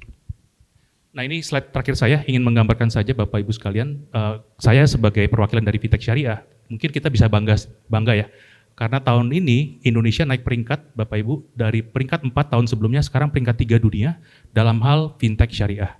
Kalau Fintech secara umum mungkin harusnya logikanya kita masuk 5 besar juga. Kenapa? Karena Indonesia termasuk digital ready country. Kita punya populasi, ya, kita masih terendah inklusinya, jadi masih punya banyak peluang. Saya rasa itu alasan kenapa bapak-bapak di sini datang ke Indonesia. Ya, dan saya juga tadi tergelitik ya ketika Prof. Marsudi menyampaikan bahwa dalam tahun 2045 kita akan di posisi nomor 5. Kenapa saya tergelitik? Karena logikanya kalau kita lihat 1, 2, 3 itu semuanya berdasarkan populasi. China, India, lalu Amerika. Harusnya 4, kita kan nomor 4 nih. Harusnya kenapa kita tidak nomor 4? Kenapa di bawah Jerman? Ini logika saya. Ya makanya saya berharap ya tadi sebetulnya kita ada potensi lain nih. Kalau bicara dari potensi dari penduduk yang sudah ada dan terdigitalisasi. Baik, mungkin itu sebagai tambahan dari saya. Mohon maaf kalau ada yang kurang berkenan. Assalamualaikum warahmatullahi wabarakatuh. Wah, Pak Ronald ini langsung mantap, pendek, padat, jelas ya. Tadi saya nangkap pada 330 player ya, cukup banyak ya sekitar itu ya. Sudah memberikan pinjam 677 triliun ya. Angka sudah match dengan angka dari Pak Edi tadi, 700 triliun ya. Dan tadi ada IKD tadi udah banyak saya lihat ada 15 klaster ya. Salah satu tadi credit scoring ya, dan itu penting sekali buat konsumen kita ya. Dan tadi data unbank ya, saya coba googling tadi, bahwa unbank di Indonesia itu termasuk besar, 97,7 juta. Artinya masyarakat yang nggak punya rekening, ya Pak Edi ya, nggak punya rekening bank. Dan di sini peluang bagi fintech ya. Dan tadi Pak Ronald sebut bedakan tegas antara pinjol dan fintech ya. Pinjol itu pinjaman online. Bukannya pinjol itu istilah legal juga, yang nggak ilegal itu pinjol ilegal. Ya, jadi fintech aja lebih jelas ya, fintech. Nah, fintech itu ada yang perbankan sendiri sudah mengimplementasikan fintech dan juga perusahaan-perusahaan fintech yang non bank ya.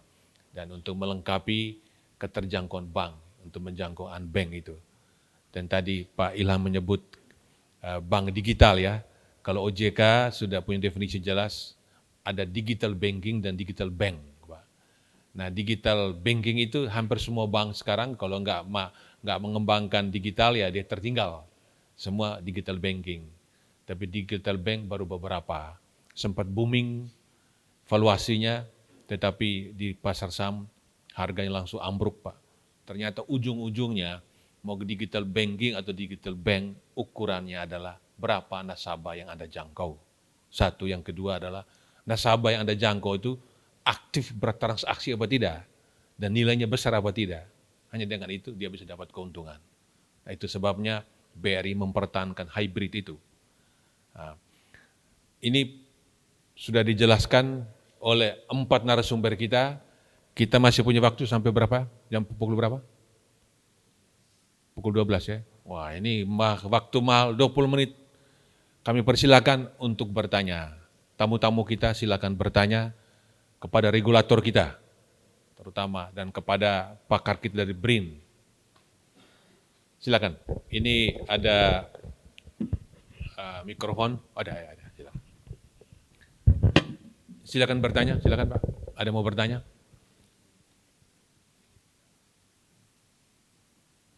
Nah, sambil menunggu, tadi Pak ada Puma namanya apa Pak? Singkatan dari apa tadi Pak? Ada infrastruktur tadi daerah-daerah yang terjangkau Jawa non Jawa, Puma itu. Saya cuma tahu Puma itu merek baju Pak. Puma.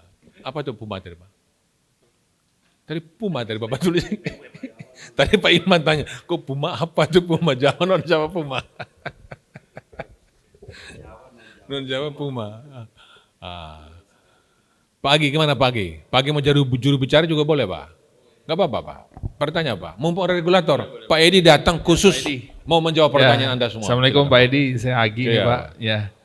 Mungkin mau tanya aja sedikit nih, kira-kira gimana implementasi setelah khususnya kita punya momentum khusus nih Pak di tahun 2024 nih. Artinya kita punya long term planning yang sudah kita set. Cuma apakah ini akan terjadi sedikit dinamika atau seperti apa nih kalau gambaran dari regulator? Mungkin itu aja sekilas Pak, pertanyaan dari saya. Ya. Silakan Pak Edi. Langsung Pak. Biar jelas Pak. Iya Pak. Baik, yang dimaksud pemilu ya Pak ya? Nah ini ada 2 hal Pak, yang positif sama negatif. Mau yang positif apa negatif dulu nih? Kalau yang negatif tentunya ini kan akan berseliweran uang. Ya kita harus waspada ini uang dari mana gitu ya. Jadi kan pasti masuknya ke sektor keuangan gitu loh. Ya mungkin saja juga masuk ke fintech ini Pak, ya kan? Karena banyak akan uang yang keluar masuk nih pada periode khususnya kampanye gitu. Namun yang kedua tentu ada berkah juga Pak. Setiap kampanye itu kan perusahaan-perusahaan minimal yang itu sablon-sablon itu kan akan meningkat tuh, mungkin membutuhkan pembiayaan cepat gitu. Nah ini juga bisa jadi kemungkinan dari sisi fintech itu juga khususnya fintech produktif ya Pak ya, dia juga akan masuk ke sana. Ya.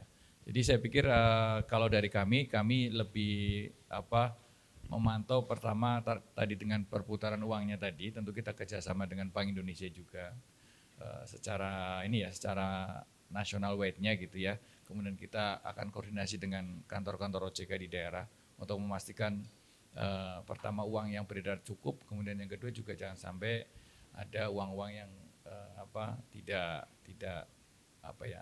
halal masuk di sana gitu. Kemudian yang kedua tentunya kalau dari sisi khusus peer-to-peer lending, kami sendiri sekarang memang lagi fokus untuk pembenahan dari sisi tata kelolanya Pak.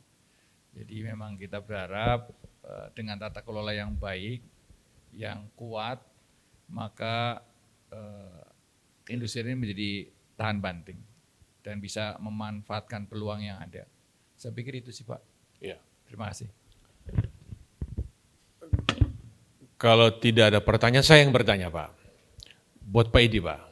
Nah, ini kan dari penjelasan ini kehadiran fintech Pak. Fintech ini kan untuk menutup keterbatasan bank agar seluruh rakyat Indonesia, kita bicara konteks Indonesia ya, terlayani oleh jasa keuangan, oleh banking.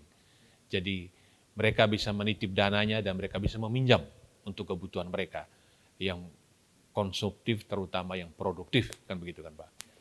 Banking itu high regulated, jelas sekali, standar-standar jelas diakui oleh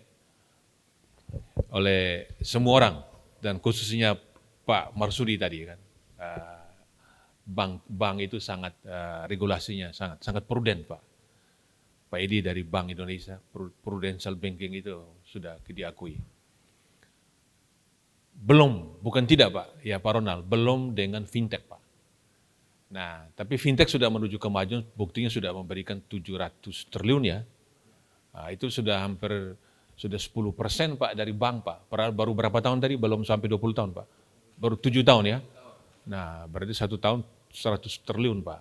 Luar biasa percepatan. Nah, mungkin karena lebih kecil, lebih lincah, tadi dengan modal 5 miliar berapa akan naik ya.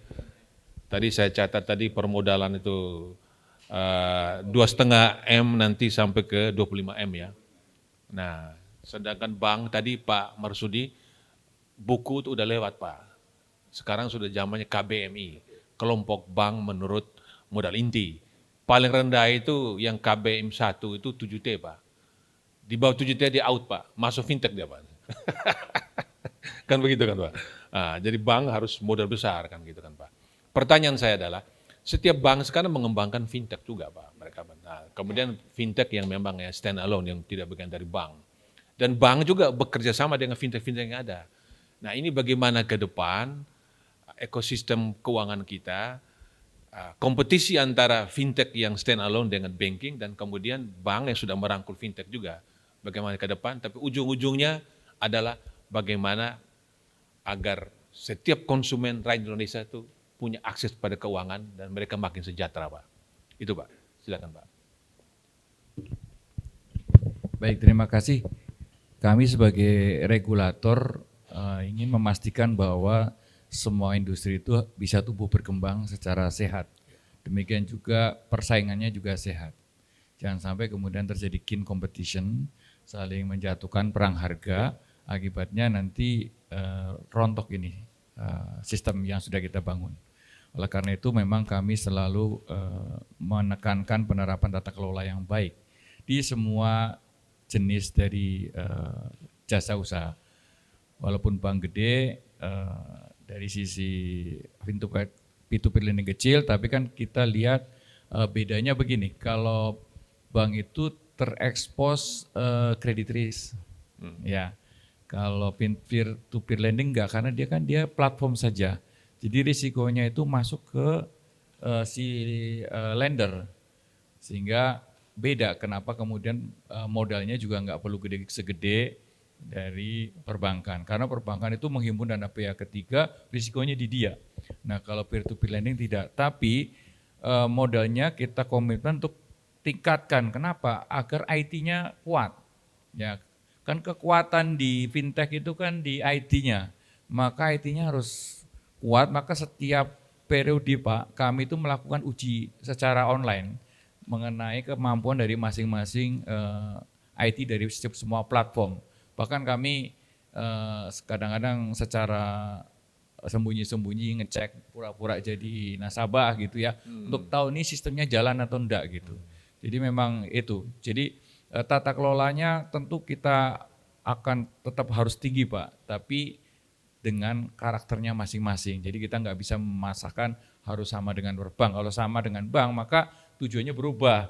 Karena kan tadi dia harus melayanin yang unbankable gitu. Jadi memang secara strata risiko memang yang tidak masuk dalam coverage risiko perbankan. Jadi dia mesti mainnya di risiko yang lebih tinggi, tapi kemudian juga tentunya implikasinya premium risknya lebih tinggi. Itu memang harus disadarin sama teman-teman semuanya bahwa memang masyarakat yang dilayani oleh peer-to-peer lending ini secara dari kacamata risiko memang dia lebih tinggi daripada masyarakat yang masuk ke stratanya nasabahnya bank. Oleh karena itu memang dari sisi kalau dihitung suku bunganya memang dia rata-rata lebih tinggi. Nah, bagaimana untuk kedepannya kita mendorong nih Pak kolaborasi tadi. Jadi antara bank dengan fintech, bank itu menyalurkan, sekarang sudah mulai terjadi bank-bank itu baik bank umum maupun BPR itu menyalurkan dana secara channeling itu melalui platform peer-to-peer lending. Nah kita berharap hal-hal yang baik dari bank, tata kelolanya bank itu akan memaksa si peer-to-peer lending itu juga untuk prudent Pak. Tidak sembarangan juga untuk menerima orang-orang yang mengajukan. Karena kan ujung-ujungnya kalau kredit macetnya di peer-to-peer naik maka masuknya langsung ke balance sheet-nya si perbankan.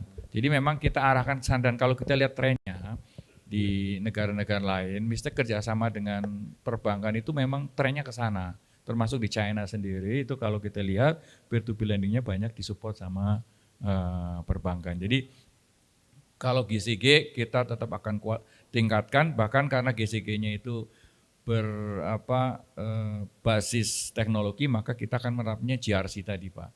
GRC itu sebenarnya mengefisienkan fungsi 3 governance, risk sama compliance menjadi satu berbasis teknologi sehingga dia tidak lagi ada komite kredit, komite yang pisah-pisah, yang silo-silo, tapi dia akan lebih efisien karena menjadi satu dan itu akan sangat cocok untuk diterapkan di perusahaan fintech ini. Demikian Pak. Kalau tadi Pak Edi mengatakan bahwa kehadiran dari fintech ini untuk yang unbank ya. Artinya kalau besok mereka sudah tidak unbank lagi berarti fintech masih dibutuhkan apa tidak? Masih dibutuhkan apa tidak? Kedepannya mungkin akan berevolusi Pak. Contohnya misalnya begini, kredit produktif ya. Fintech itu kami batasin sekarang ini masih di bawah maksimal 2 miliar. Nah problemnya ini teman-teman di fintech itu kan ini ada nasabah bagus nih. Sudah 2 miliar, pertama kali oke cukup gitu kan. Yeah. Besoknya dia butuhnya 2,5 miliar, itu nggak bisa lagi dia ngasih nih. Nah dia apa mau diserahkan ke bank ini agak susah nih kalau sudah dapat nasabah baik biasanya akan dia keep gitu kan. Nah ada masalah di sini, maka kami ke depannya kita sedang mempertimbangkan bahwa batas maksimum 2M ini untuk produktif ya, bukan konsumtif. Kalau konsumtif tetap kita batasi. Untuk produktif kita bisa naikkan, tapi dengan term and condition.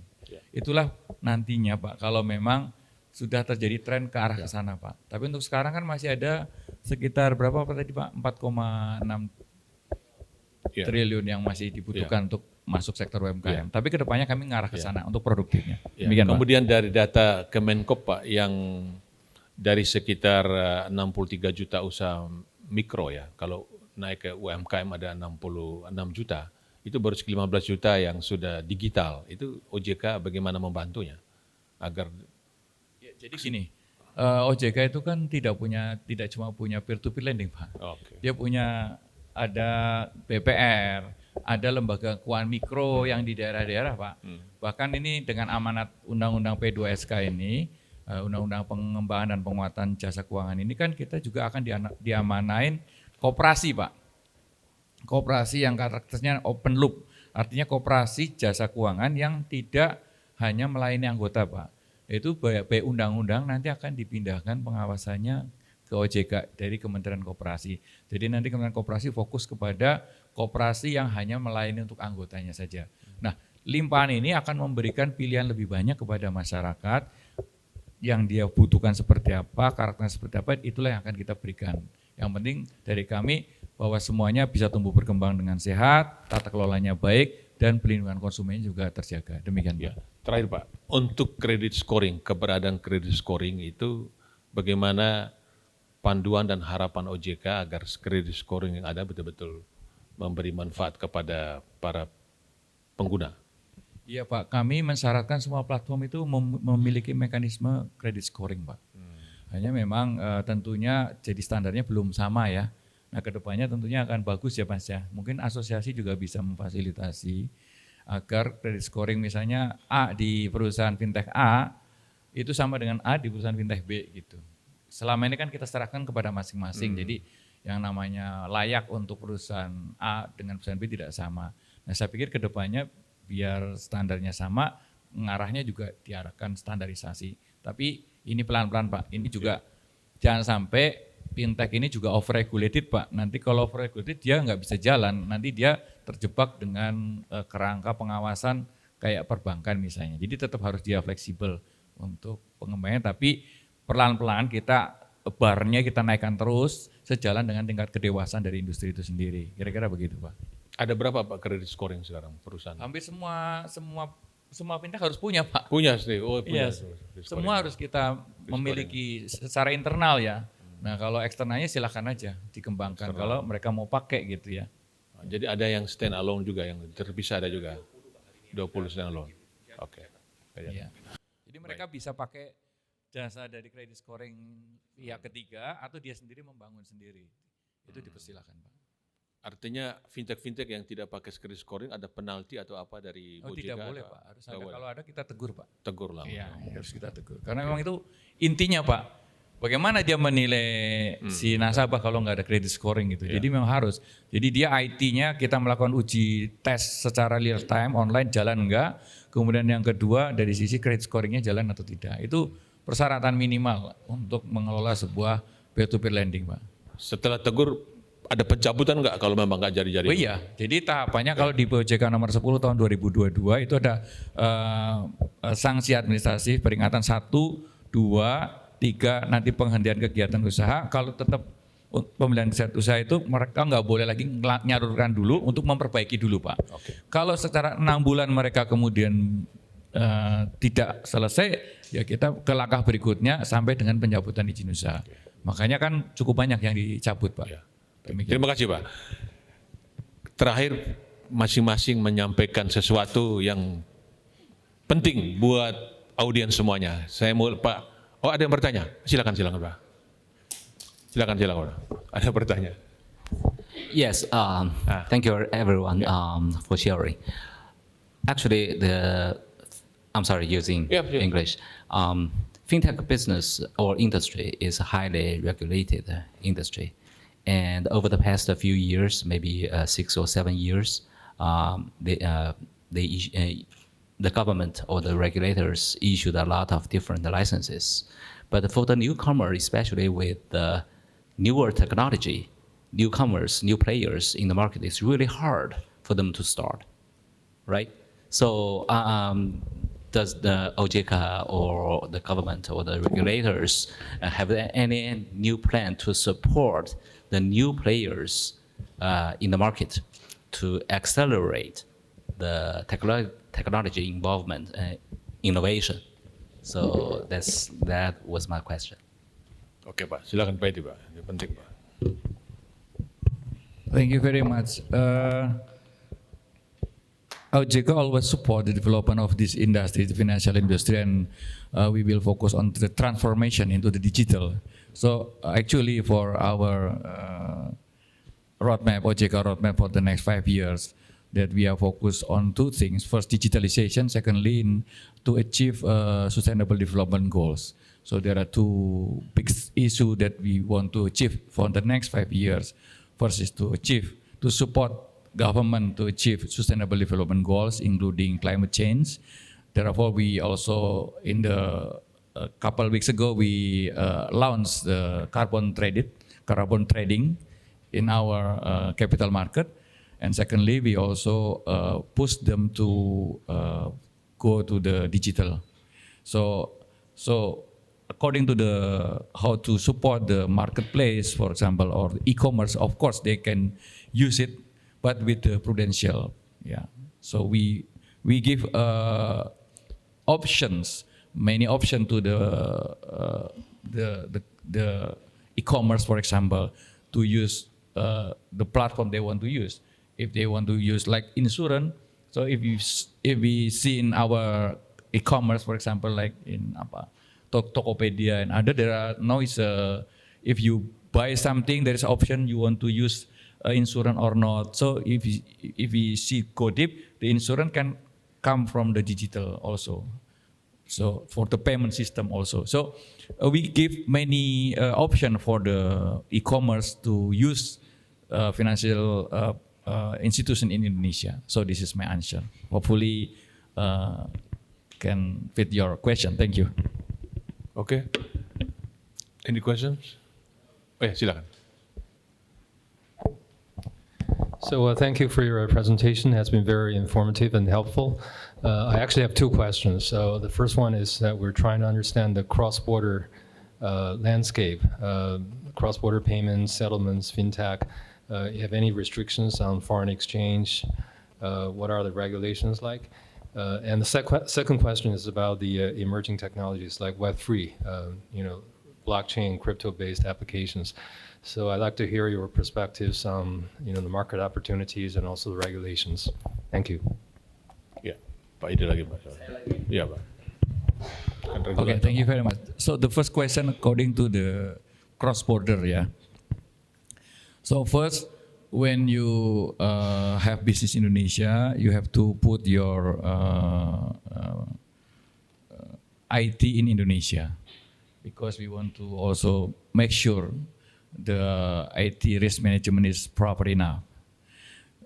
According to the supervision, we already have a cooperation with other financial regulators, like in ASEAN countries and other region in abroad.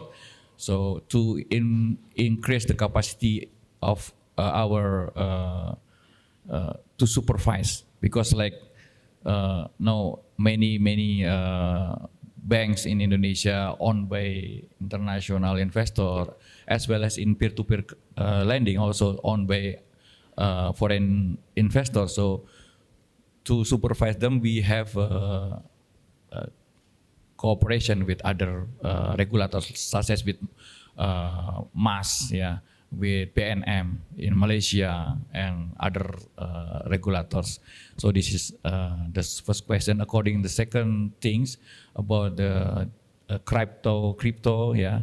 So we also have one executive commissioner that focus in this area.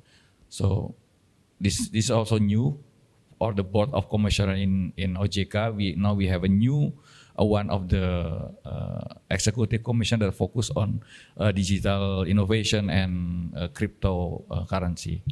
And according to the crypto, we also collaborate with Bank Indonesia, because Bank Indonesia also concerned about these issues. Yes, this hopefully answer your question.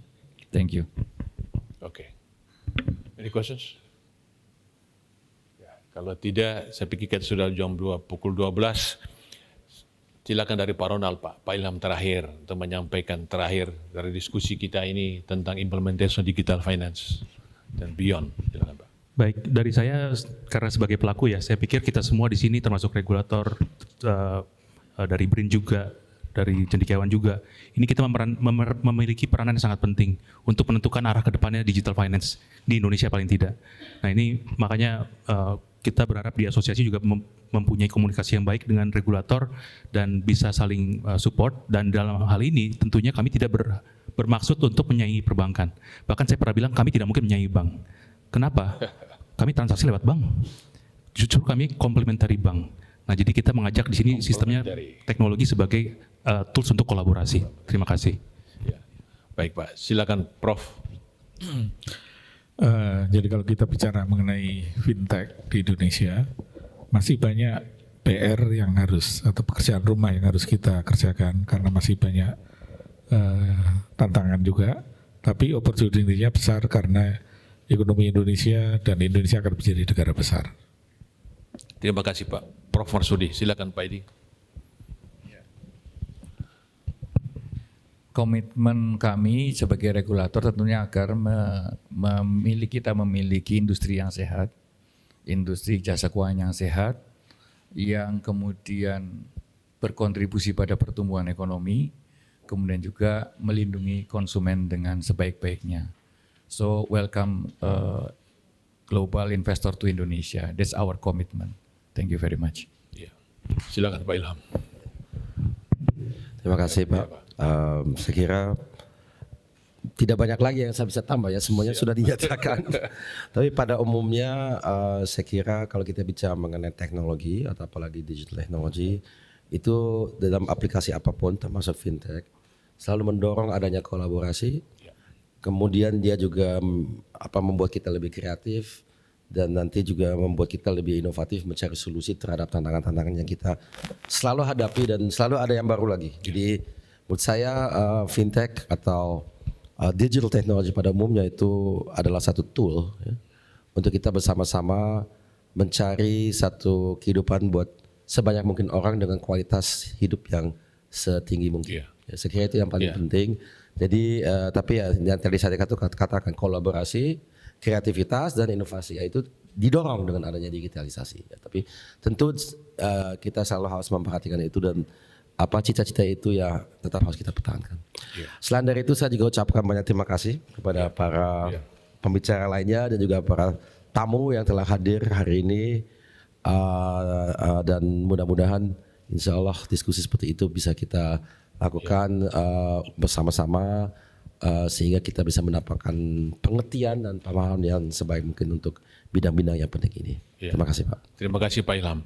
Pak Edi, saya mau tanya, ini masih tetap berikan new entrance bagi pelaku player baru di fintech termasuk credit scoring, masih dapat izin nggak orang mau masuk new? Untuk platform sementara ini masih kita moratorium. Oh, moratorium ya? Iya, karena kami sedang perbaikan dulu Pak. Oke. Kami ingin perbaikin dulu. Kalau kami sudah yakin, mudah-mudahan nggak terlalu lama. Akhir tahun ini atau tahun depan kita sudah bisa buka lagi untuk investor yang lainnya. Karena kita ingin memastikan dulu bahwa yang ada sekarang ini sudah memiliki fondasi yang kuat atau tidak. Demikian Pak. Terima kasih. Kita beraplaus meriah buat 4 narasumber ini. Ya, 1 menit saja saya memberi catatan ya. Ini judul kita adalah Implementation Digital Finance 2024 and Beyond. Jadi tahun 2024, tahun pemilu, mulai tahun ini ya, Pak Ronald ya, itu ada 100.000 caleg. Caleg pusat itu ada DPR RI, DPD, kemudian ada DPRD provinsi, DPRD kabupaten kota yang ada 500 lebih. Jadi memperebutkan sekitar 30.000 kursi. Ya kalau kita kali 4 aja barangkali sudah 110.000 ya. Calon kan memperebutkan 1 kursi kan. Jadi kalau 120.000 itu banyak sekali. Mereka pasti spending Pak, banyak. Jadi ekonomi mengatakan ekonomi kita akan bertumbuh karena apa? Ada spending, alat peraga lah, dan kemudian uang-uang biaya katanya. Sampai penjaga TPS.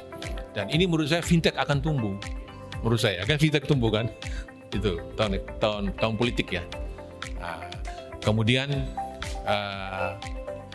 pertanyaan saya terakhir dijawab Pak Edi, moratorium dulu bagi mereka yang mau masuk ke fintech ya, kenapa OJK dapat banyak kritik Pak ya, terus terang aja banyak kritik. Bagaimana pelaksanaan good governance-nya. Jadi sekarang betul-betul yang dijaga adalah governance-nya. Kenapa? Dengan governance sebenar, maka masyarakat konsumen terlindungi, kan begitu kan Pak? Karena cerita pinjol-pinjol itu mengerikan sekali. Mahasiswa UI pun ya membunuh Pak. Juniornya karena pinjol Pak, membunuh Pak. Gantung diri Pak, banyak sekali karena pinjol itu. Nah itu tugas kami media untuk literasi. Dan yang terakhir tadi, kata-kata disebut yang sama semua, dan tadi paling menekankan fintech, perbankan, dan lembaga keuangan lain itu hadir untuk melayani masyarakat. Oleh karena itu harus kolaborasi, kan begitu ya, kolaborasi semuanya keuangan. Jadi perbankan menggunakan fintech, ternyata fintech juga masih tergantung pada bank untuk sumber dana ya, dan itu penting untuk melayani masyarakat. Saya pikir inilah catatan saya. Kita semua optimistis Indonesia akan lebih baik dan kita akan punya presiden yang hebat tahun 2024 sampai 2029 ya. Kita aplaus sekali lagi buat 4 narasumber kita. Saya Primus Dorimulu, pemimpin redaksi Investor Trust, sebuah media baru tetapi sudah bisa memberi kontribusi kepada Republik. Begitu Pak Ilham. Baik. Ada cenderamata ya buat pembicara ya. Ya, cenderamata, silakan.